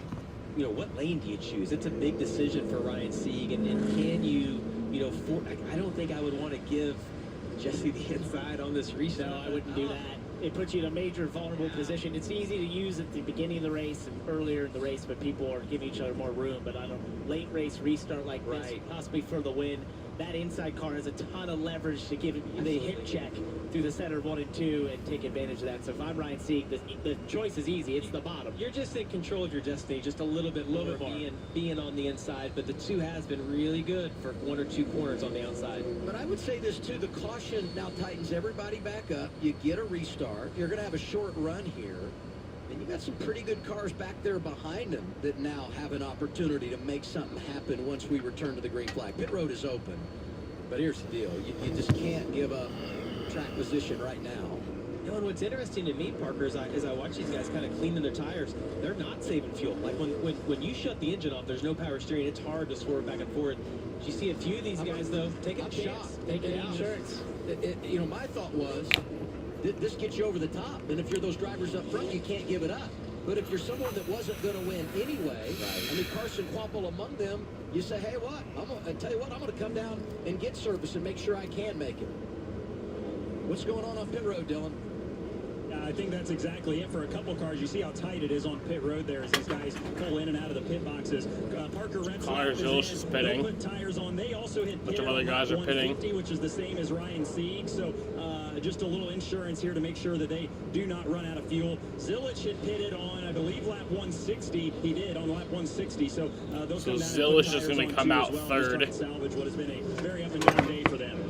Harrison Burton comes out second. Nick Sanchez comes out first. Looking at a green light checker possibility. What if we get multiple green light checkers? And we absolutely could today. That would make these cars in a great position in that case. A little bit of contact right here with Nick Sanchez and the 91 car. Not bad. But a bunch of guys stayed out. Right there. The composite bodies have been a game changer in all of this. So you have that contact and it pops right back out. That might be the lightest contact we've seen up here today. If the car's just got in contact. Let's talk Dash for Cash for a minute here. And you look at the drivers up there in the top 5 that have a chance to get it done. Junior Motorsports represented by Sammy Smith, Justin Allgaier. Brandon Jones right behind him from Joe Gibbs Racing. But some question marks maybe about how things will go for them in regard to fuel mileage. Carson Quapple makes the pit stop. He's going to restart right around 15th after we do the choose. What's up, Daniel Barry? He knows he's good to go, and he's got fresh tires. So, and hey, we know how quickly things can go away on a restart here, right? Absolutely. I mean, you get shoved out, you're on the older tires, and it can go bad in a hurry. Yeah, and I'm going to tell you, if I'm Ryan Sieg, I am telling NASCAR about all the debris. How you I doing see on the today? track, that I might need a little sweep here, a little cleanup. I want to buy all the caution laps that I can get right here on this caution. And if you're Christian Eckes and you talk to Alex Jans right now, based on where they've been on fuel mileage, you get this caution, he's probably saying, we're good for 4 overtimes. Yeah, don't worry about it. He's been saying all day how good they are. They'll be running again next week on the same field. These are the days that age crew chiefs and family members, though. It's going to be You know, an so intense driver, restart. You have a little bit to worry about, but I always feel like it's the crew chiefs, it's everybody else in the pit box, it's everybody that knows the whole picture, not what you've been sold inside the car, but everything else that's going on. And I think for us, you see Sieg takes the inside right here on the choose. We're pulling for Sieg. You want to see somebody get their first win, especially as close as he came last year. It's such a great story with the family. So we're going to go back with 18 laps to go. He's done a tremendous job throughout his career. That's fine. If you should choose, my pick to win was Jesse Love. I know. I feel pretty smart. Mine was Carson, and I feel like it's falling apart, so I'm not. You might have a tough time moved on to a different story. I'll tell you this with Sieg.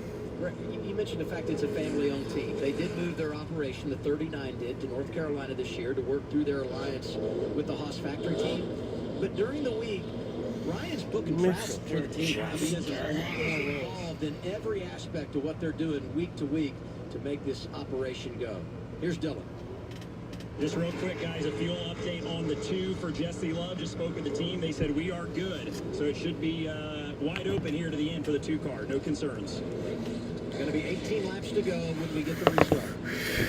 Front row, Ryan Sieg, Jesse Love. Row 2, Sammy Smith, Christian Eckes. And right behind them, the drivers that have been so hot lately, Justin Allgaier, Brandon Jones. One other thing I want to know, if I'm Sammy Smith starting behind Ryan Sieg, is that he's 10 laps different on fuel. Be aware that he could run out. You just never know. All right. Pat Green. Restart going to be enormous. Here we go one more time at Rockingham. And the 39 of Ryan Sieg with a good jump at the line. Ryan Sieg gets a good restart.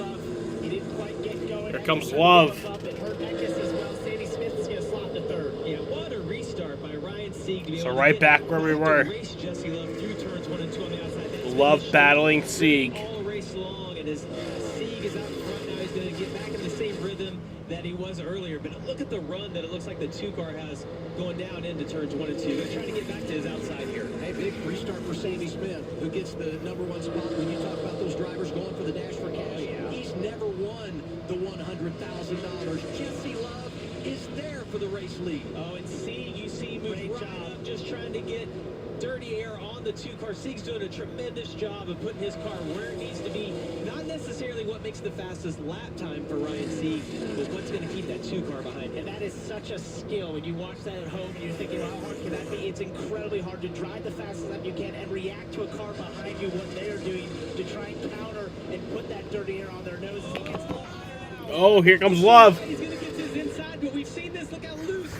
Wow. Caution.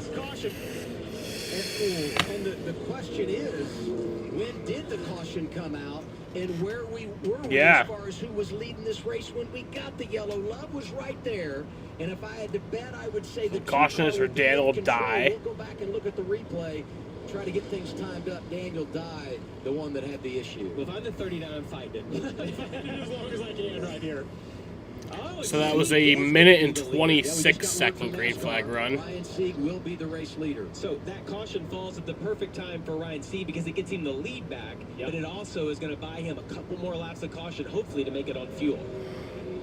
Or, sorry, a minute and 18-second green flag Those run. calls Sorry. go your way. It's a great feeling at times when it's a real tight About- like that as to where you were when the caution actually came out. What line had you triggered in the loops? this happen back in turn 3. Daniel Dye, Blicky, and Casey Kane all come together in the outside wall. Or Casey twice. Just kind of I'm gonna go pee. Got a little ugly there. Just stay out of the way and get them caught up in another mess.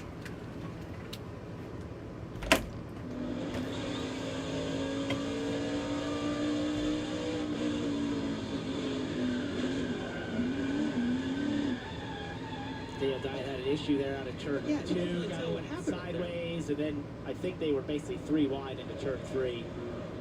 He got tagged in the left rear. I mean, we talk about the fact that the Pinehurst Resort is only 20 miles away. Daniel Dye goes over there a lot because he loves the golf. He might need a nice walk on the golf course after this day. He's gotten beat up a lot. Can he take Casey Kane with him? And help Yeah, out too? exactly. So Seek's had 22 caution laps since pitting on lap 150. That, I mean, to me, that is getting him really close to being in a good position to be able to make it all the way to the end. Well, our Matt's we suspected they needed about 20 laps. That's 2 more to the good. Yeah, what he doesn't want to see is this go into multiple overtime finishes, because that's going to be a huge challenge. He also needs to have another restart like he did last time. And I'm going to say Jesse Love is going to have learned what he did last time. Try not to do that again. Try to time it out. If you're Sieg, it's changing it up. If you went early in the box, you're going to go late. If you went late, you're going to go early. Just do whatever you can to try to shake that outside lane up. And with 12 cautions today, there's been plenty of opportunity to play games on the restart. I'm looking at the dash for cash too, and Sammy Smith in that position right now, but Allgaier in the top 5 prior to the choose, and Brandon Jones. And don't forget, as you look at our bumper back there in 16. Yeah, I think Ryan Sieg. I'm not confident, but I think he can make it. And he has more fuel, right? You never know. I mean, fuel's becoming less and less. Had a lot of caution laps. So now we're going to go. I'm not confident. And we told you 39 is leading. And see the start-finish line. Watch the yellow light. Wow, look how close that is right there. 39. Just Yeah, so Ryan Sieg will keep the lead. As you see that caution light come on. Great job by us to catch that and be able to show it to you. And that's the other important part of this, the timing loops. So it's the L7 there to the start-finish line. Most likely they were triggering at that time right there. Ryan Sieg has never won a race in the Xfinity Series. That puts him back in the lead. Raced here for a lot of years. That's always sometimes. It Oh, always feels like they when was Ryan Sieg's first start? Way more than they ever go with you. So yeah, good for him. So 12 cautions today. The most we've had in a race this year was Martinsville. This has been a much different race than Martinsville. Oh, it's a different race. 2013 Dollar General 200 at Phoenix. Could happen. I mean, we're kind of promoting March it 2nd, again, 2013 was It could get ugly right Ryan here as Sieg's everyone debut. knows. Getting down to the last few restarts. He's racing here for a lot of years. Something else on Sieg? Yeah, and so this just kind of speaks to the 12 years. competition level, the Xfinity Never Series, had a and sort win. of the David versus Goliath mentality that sometimes exists here. Come close This many is a smaller times. team with Ryan Sieg, right? And I just spoke to Matt Noyce, the crew chief, on the right side of the screen, and in the heat of battle, he was pretty honest with me. He said, "Look, the computer says we're good, but I don't know for sure." If Oh no! Ryan Sieg's out! Ryan Sieg is out of gas! No, he's not. He's out. He's got it refired. I don't know. Wow. Well, and if he's run out there, I think he lost a few spots. they're most likely going to have to come in and put fuel anyway. There's not enough. No, if there's 2 laps left, it's one thing. So yeah, Ryan Sieg lost the lead there because he didn't maintain speed. He's back fired up. He's in third. Oh no, now he's. Yeah, I think he's out. He's out. Fuck. Air bubble get in there. We see this often in Xfinity Series races. They get tight with fuel. Yeah, Ryan Sieg's out. To keep it going here, he most likely is going to have to pit. But for Jesse Love, similar situation on fuel. Yeah, Ryan Sieg's gonna have to pit here. Difference. We have 11 laps to go. Like, is there a possibility some of these other guys could run out? And especially if the restart, it's the worst part for these Xfinity Series cars, where they get an air bubble in that fuel line and the car will completely die on the restart. So you'll see Jesse Love most likely do big sweeps to keep that fuel in the right side of the fuel cell. Adam was just selling the restarts, and now we're talking about fuel running out. There's no telling what we can see. But hey, Is Ryan Sieg gonna pit this lap? Cycle, right, is the He's 39 back in Ryan line. Sieg, and he's restarting in that In outside lane. 7th If place I'm or the 8th spotter place. for Justin Allgaier, I'm saying, watch the 16 because he's got to. All right, back green. Front row restart coming with 10 to go. And Ryan Sieg's not pitting. Outside of Sammy Smith. Jesse goes Ryan Sieg. Big crash. Huge crash. Carson Quapple's involved. Justin Allgaier's involved. Ryan Sieg is involved. Oh my God. Fuel cells designed in the fuel pickups where the car will be running fine until you give it that throttle, and then it will. So it's about 11-second green flag run. Probably not even that much. And it's really tough to keep it filled with the banking angle that you have here. We talked about how high that banking is in 3 and 4 and how steep it is. It's really tough as you're coming to green to keep the fuel in that fuel line. Most likely it's what happened to 16 there. They might stop the race here. As you got to the restart zone. Yeah, because Sanchez was involved. He's leaking fluids. Allgaier, eligible for the Dash for Cash, saw all the damage on the 7.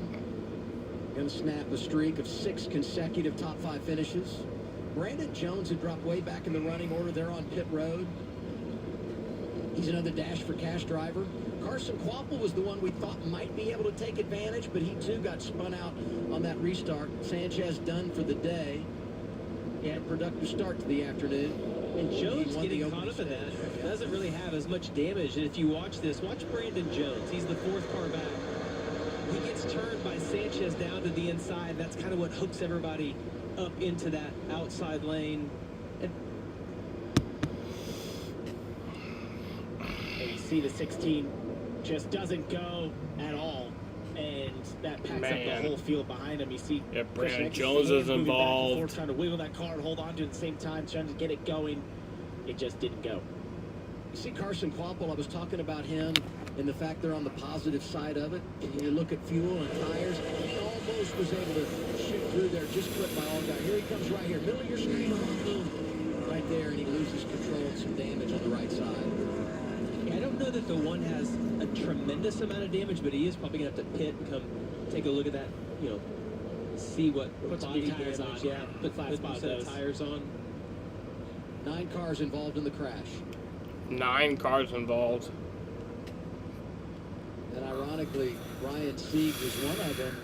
He elected to stay out, even though we knew they were dealing with the fuel wrap. Getting a red flag. Look at the sun also in the driver's eyes makes it incredibly tough to see. According to Chris Knight. When you do make it through that, Jeff Burton being on the inside is able to clear those guys. Massive gated track position, Jeff Burton. I'll tell you what who this did benefit is Sammy Smith. Yeah, you mentioned he's in 2nd, runner for the Dash for Cash. Allgaier was caught up in that. Waffles caught up into it. Jones caught up into it. Yeah, so they're stopping the field. Then have a red flag. The $100,000 on if you win it. And his response was, "My fine." And I'm like, that's the ultimate response for somebody to talk about. Yeah, serious motivation. Totally. So red flag at 6:49. They stopped the cars. Our 13th caution of the day has led to our first red flag. Teams are not allowed to work on the car. A lot of damage, a lot of debris. Yeah, I know how you guys felt at Martinsville now. I totally get it. Not yet, you don't. I don't know. You're not even close yet. We'll take a break. Man, what a dramatic day. Wild finish coming. Crash on a restart inside of 10. Red flag is out here with 8 laps to go. Ready for liftoff? At Rockingham Speedway. It's been an amazing race. Been an amazing race weekend, honestly. It's a whole new attitude. Blue Chief is out of this world. This is the one. She fixes, she manages, she perfects. Because maintaining this space transports her to this space. The industrial grade product you need. Call, click, or stop by. Grainger, for the ones who get it done. If you take or have taken Humira for moderate to severe Crohn's disease or ulcerative colitis and still have symptoms, you don't have to settle. Ask your gastroenterologist if switching to Rinvoq is right for you. It's one of the latest treatments from the makers of Humira. This game's in the 12th inning. Rinvoq works differently than Humira and may help. Rinvoq is a once-daily pill that can deliver rapid symptom relief. Here it is, 8-3 in the top of the 12th. Damn. Reduce damage of the intestinal So it looks like the Mariners got this. Infections. Before treatment, test for TB and do blood work. Serious infections, blood clots, some fatal. Cancers, including lymphoma and skin. Serious allergic reactions, GI tears, death, heart attack, and stroke occur. CV event risk increases in age 50 plus with a heart disease risk factor. Tell your doctor if you've had these events. Infection, Hep B or C, smoked, are pregnant, or planning. Don't take if allergic or have an infection. Rapid symptom relief and lasting steroid-free remission are possible with Rinvoq. Ask your gastroenterologist if switching to Rinvoq is right for you. You could pay as little as $0 per month. At Napa, we're the pros that know how to make your business our business. Pros everywhere you need us, with every part you need. From brake pads to stock your shop in Orange County, California, brake pads, to oil filters for your fleet in Orange County, Florida. It's why we built a nationwide network of parts and exceptional service, all driven by one mission: to keep businesses big, small, and everything in between moving full speed ahead.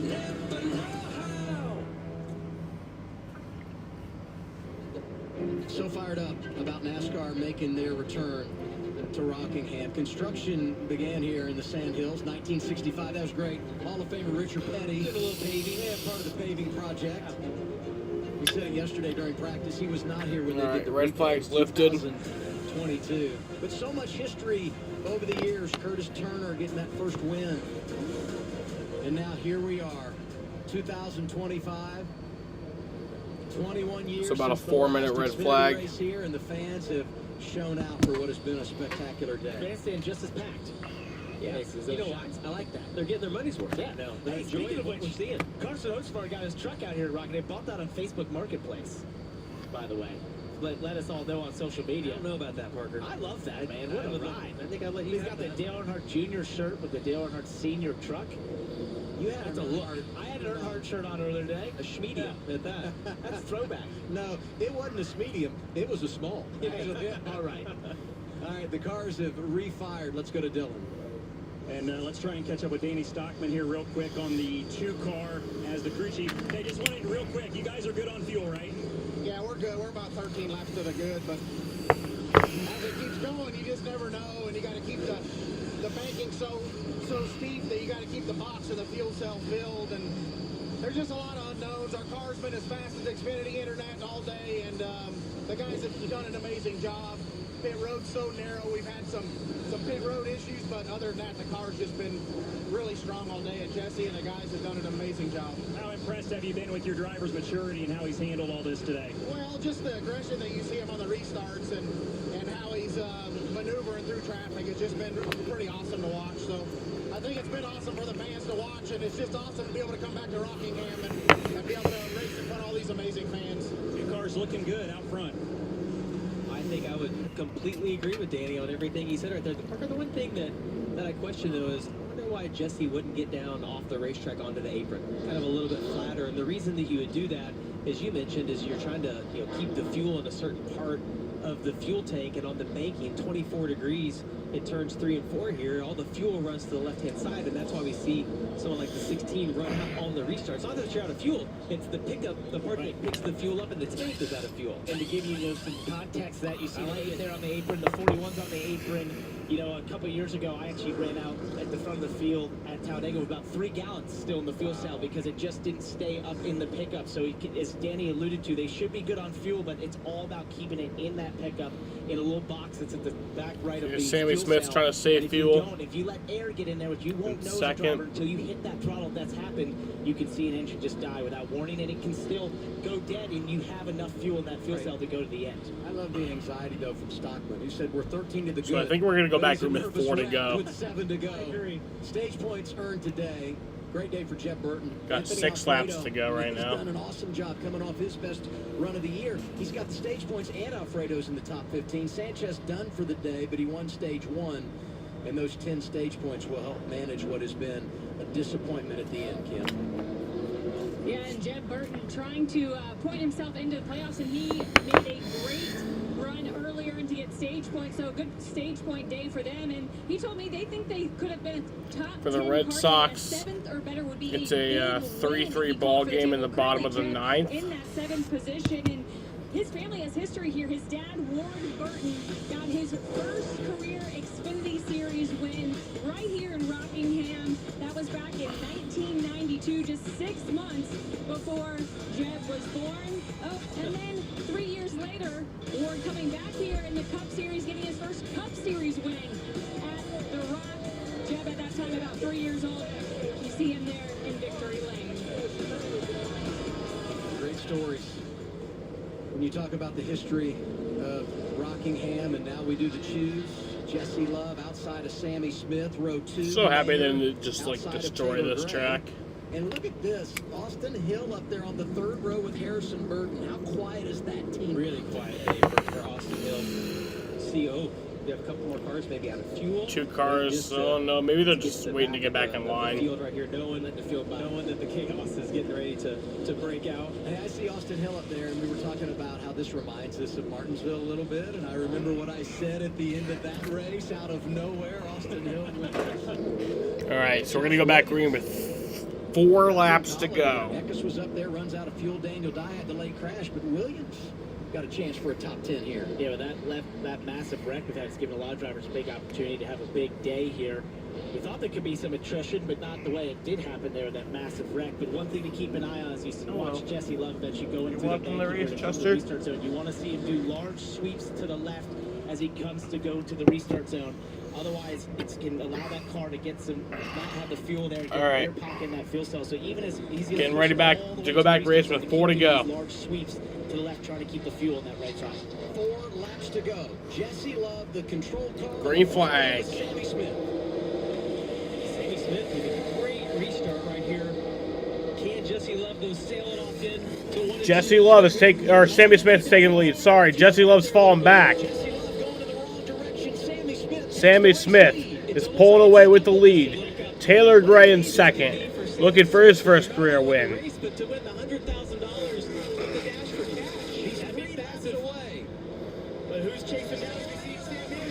Oh wow, Sam Mayer's out of gas. Oh, trouble! There we go. And is he going to save it? No. Yes? No caution. Caution. Big wreck. Wow. Wow. Yeah, the car's running out of fuel. They stumble and So we're gonna go to overtime. Down the straightaway, if you're behind somebody tight and they swerve to get out of the way, it's hard to avoid it. It's sun in your eyes getting into turn 1, and it happens at the worst points and times. And as a driver's probably trying to get back to the throttle, and it's suddenly a car. So it's a 42-second green flag run there. A lot of damage for Matt DiBenedetto. I think we're gonna have another red flag here. Well, the fuel wasn't an issue, Adam. Guess what? As we go into overtime, it becomes even more of an issue. You got caution number 14. You got that first wreck that you put fuel in. If your car's not tore up, it puts you in a great position the more of these overtimes we go into. And not only is fuel concerned, guys, but we mentioned Martinsville the last race we had with a lot of cautions. How did that one come down to the end? It was Sammy Smith versus Taylor Gray. Who do we have at the front 2 right now? Sammy Smith and Taylor Gray. Let's go back and see what happened to Zilich. So his Mayer running out. They're going to go 3 wide here. Jeb Burton, Connor Zilich, and Brendan Poole. And it just, we talked 3 wide. Yeah, that corner funnels down, like we said. They're all racing position late in the race. They're going to take all the risks they can. It's 3 cars going for 2 cars worth of real estate. And those guys all saved it, though, right? This was on around the corner. Right here, as you see Sam Mayer running out of fuel, you see him shaking in there. The car's backfiring because there's no fuel in it. That allowed Zilich to get to the inside of Jeb Burton. And as you mentioned, they're 3 wide getting into that corner. It funnels down. But this isn't actually what brought the caution out. It was on around the corner. We'll see what happens. Outboard Jeb Burton here. He's going to get hit in the left rear there from Zilich. Slides up. And as you mentioned, it's Zilich going and catching the 41, which causes Sam to get sideways and caused a big checkup on the back with cars running into each other. Look at that sun. You see that too.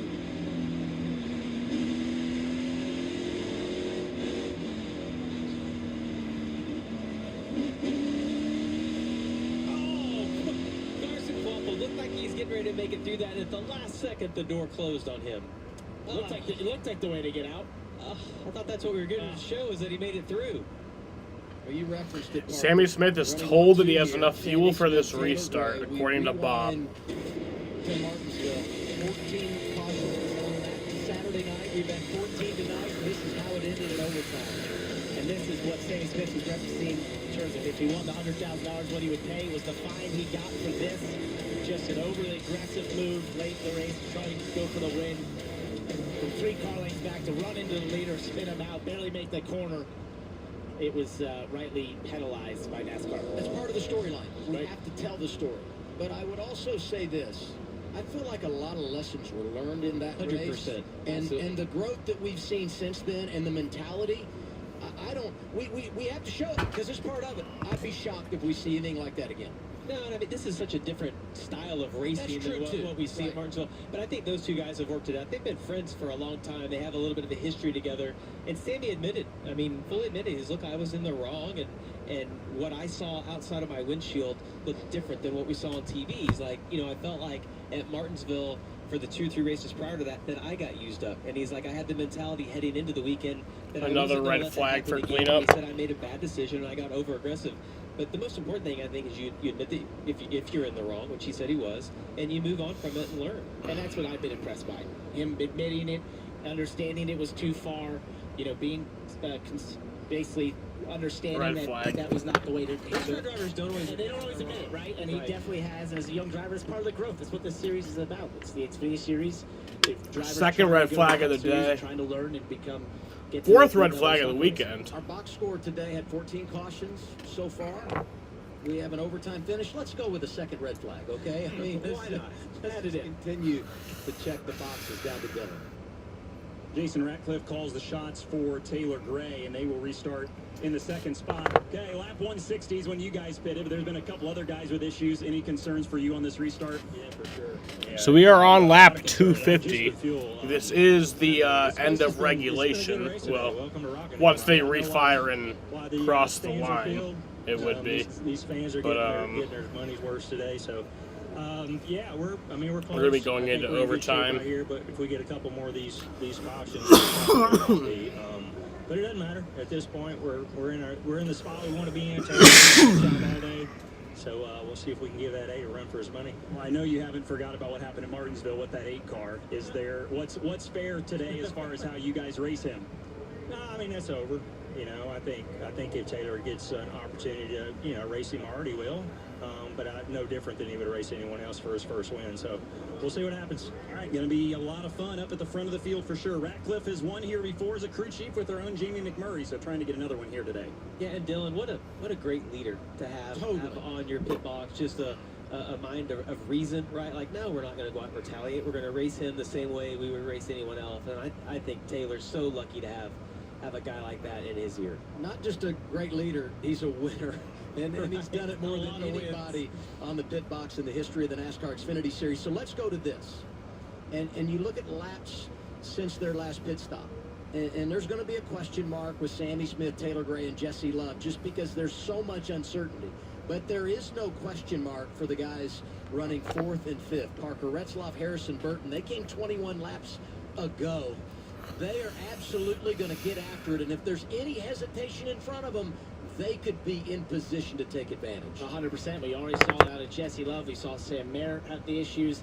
This is going to be really tight for some of those cars that are trying to stretch this fuel here. But for Parker Retzlaff, what a day this could be. What it's already been to run so well in the stages, to get the stage points they have. But for Alpha Prime, which has only ever had a handful of top 5s, they could be staring in the face the possibility of winning a race. That'd be absolutely massive. It's our 10th race of 2025. We're at our 5th overtime. It has been some kind of wild today at Rockingham. Big finish coming. Fact. Consumer Cellular can help people save on their cell phone bills. That's why I cut my car in half. This year, let's cut even more things to show people how much they can save. Let's cut the face off of our helmets. Let's cut the top off of our steering wheel. Let's even cut our hats. Isn't that just a visor? Shut up, Chris. Great. Can't wait to see what y'all come up with. Get your second month free with Consumer Cellular. Cole's mom, tucked in or out? All right, Chester. In for the wedding photos, out for the dance floor. Yeah. No, like you're dancing, just like a person. Oh, sure. Yeah, that's Hey, honey, I'm dancing. Don't. Okay. And that's how you goals. Kids, I'm sure you're wondering why your mother and I asked you here tonight. When I go in the universe? Are we not gonna go to school anymore? You won the lottery? We did win the lottery. The all-you-can-eat lottery. I want to eat a lottery of this. Boom. Feeling it.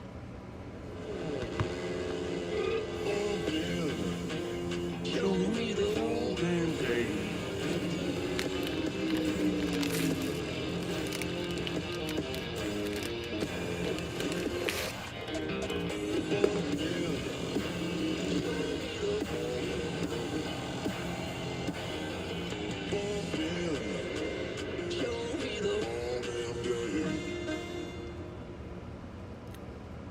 What if I told you that one of the best things you can do to improve the look and performance of your car can be done for under $20 and in less than 30 minutes? Fix your cloudy and weathered headlights with Cerakote's #1 best-selling ceramic headlight restoration kit in just 3 easy steps and without power tools. Just wipe, sand, and apply. It's that easy. Cerakote restores and protects, and for as long as you own your vehicle, it's guaranteed. You can trust Cerakote with over 60,000 5-star reviews. Don't wait until it's too late. Buy today for under $20. Some NASCAR tracks are like old friends. Seeing them again flashes back a time past. Memories burn like rubber into worn asphalt. The 1965 North Carolina Motor Speedway opened its gates for the first time, instantly becoming a track etched in our memories as the Rock. Set in the blue-collar town of Rockingham, North Carolina, the spirit of the track matched the hard-working culture of this town and the American dream. If you won here, it was earned. Red flag has been lifted. Racing at Rockingham will be This is about a 6-minute red flag there. dominated by superstars. There have been 31 different Cup winners at the track. 21 of them went on to be selected for the NASCAR Hall of Fame. Curtis Turner returned triumphantly from a 4-year suspension to win the inaugural race. Masters of the sport, both past and present, clinched championships here. Pearson, Earnhardt, Kenseth. I won my first Cup race at the Rock with Jack Roush in 1989. Hell, I went on to win 11 times here in the Busch Series, a record still etched in history.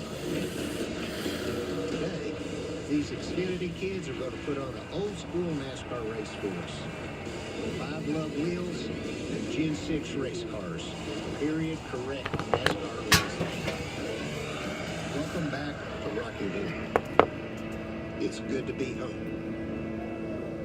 Mark Martin, NASCAR Hall of Famer, Rockingham legend, all-time wins leader here. When you talk about the Xfinity Series, 11 for Martin. So the engine's already fired. You and Earnhardt got it done 4 times. Yeah, it's incredible to get to be on a list with those kind of names. Of course, that's a competitive race for 80 more years to catch up to Mark. But yeah, it's cool. I tell you what, I think I should listen to an audio book of Mark Martin. That voice, it's awesome. It's so good to hear his voice. I hope he's watching today. Great job by our production team. So yeah, most Xfinity Series Rockingham wins. Mark Martin has 11, and then Dale Sr. and Jamie McMurray each have 4.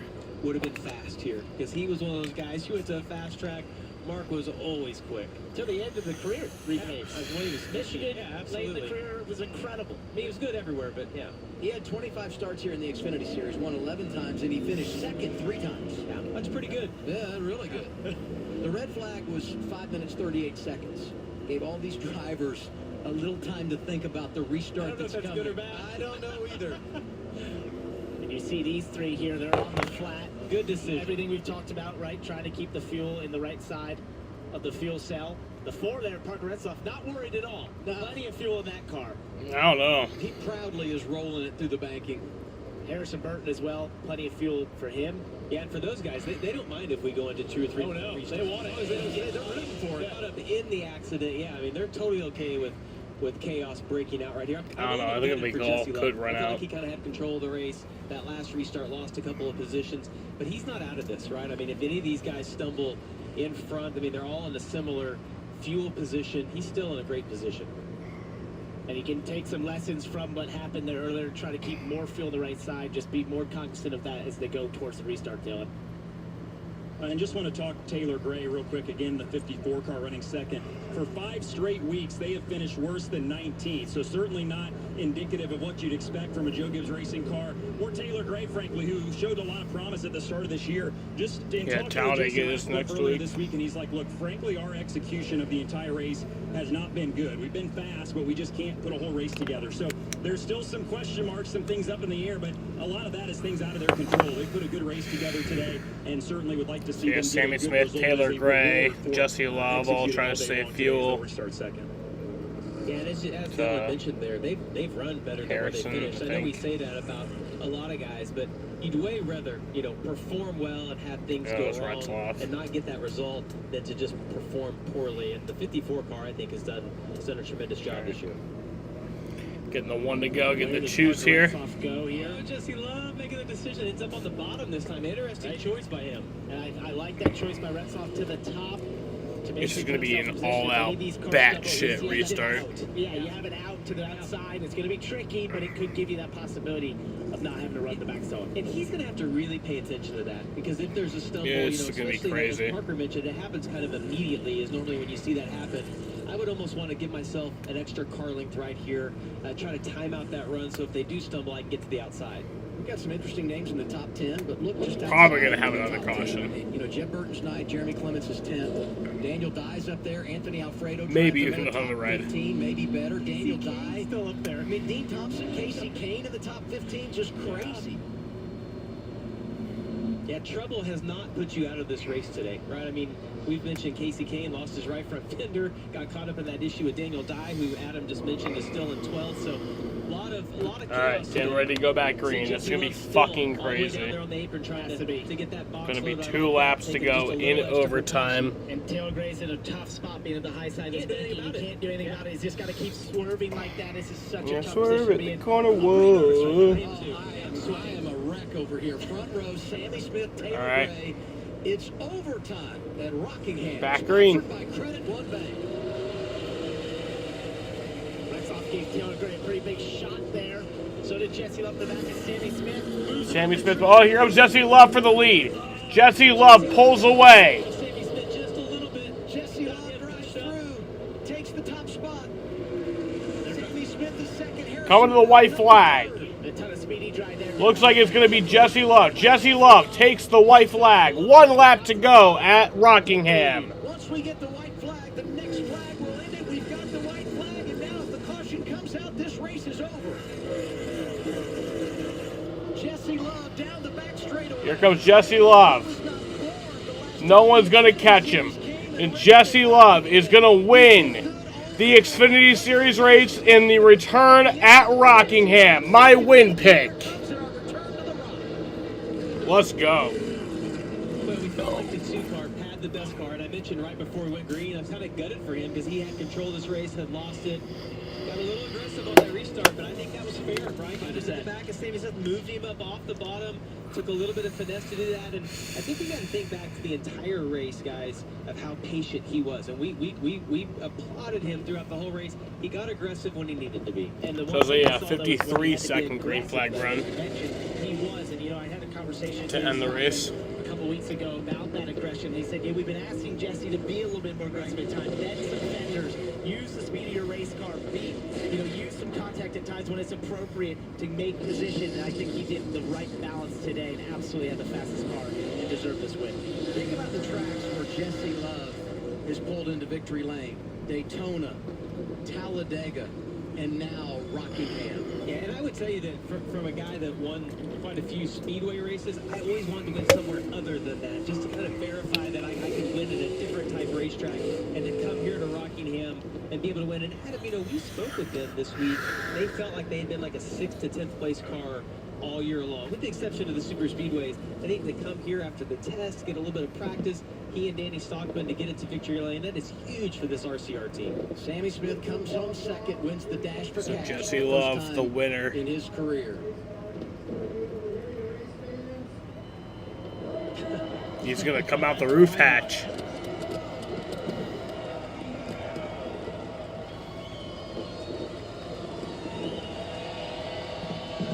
Just listen to the crowd. So awesome from a packed grandstand like that. So good.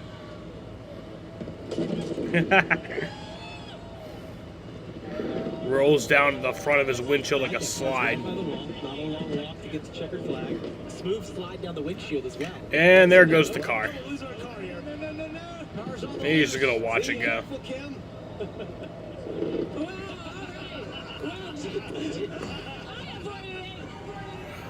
Jesse Love with a spectacular race and a spectacular finish. Adds his name to the rock. Man, your crew chief, Johnny Stockman, told Dylan under one of those late red flags how good the car was, but how good you were. How much of this was car and how much of this was driver? Oh my gosh, these fans are amazing. It's one incredible racetrack. This is right up my alley. You probably can't even hear me right now, but man, this racetrack's right up my alley. It's hammered down, and you got to be in the gas good today. So, it's such an incredible car. It's a fast Xfinity Mobile. I'm so proud of wheeling. RCR, ECR engine, CT Springs, my whole crew, my pit crew. We had a tough on pit road today. Where our pit stall was located, who was coming around us. My pit crew stayed calm, cool, collected, and put us in position. So, my car chief Bug is racing at Bowman Gray tonight. So, we're gonna haul ass over there and see if we can get another win. Another thing your crew chief talked about and wanted to see from you was more aggressive restarts. You had great restarts all race long, specifically that final restart. Walk me through what you were thinking in your approach. I mean, I don't know if him or if he stumbled, but you know, Sammy, I know people are going to think that it's Kevin Martinsville, but Sammy's never done nothing wrong to me. And, I had to get it done. I mean, I couldn't really lose that one, so we just had too good of a piece. My girlfriend's sister passed away about a year ago yesterday, and, you know, it's really sunny out today, and she died of skin cancer in less than 2 weeks when she found out. So go get skin checked today or tomorrow or next week, and it's something you want to get ahead of. So this one's for Jessica, and I'm glad that we can get one victory lane. Congratulations. Thank you. A little emotion from Jesse Love again as he adds his name to the history books at Rockingham Speedway. What a finish. We go to overtime. Jesse Love gets it done. Gonna deliver the flag to a fan. Celebrates right there at the start-finish line, and there goes the car. It's all good now. You did your work. Way to go, Jesse Love. What causes a curve? All right, well, that was a good finish there. Good race. Jesse Love wins. Congrats to Jesse Love. That was my win pick. I will be live for the Red Sox tomorrow at 1:25 for the Easter game. And yeah, alrighty, y'all. Thank you guys for watching. Congrats to Jesse Love, and peace out.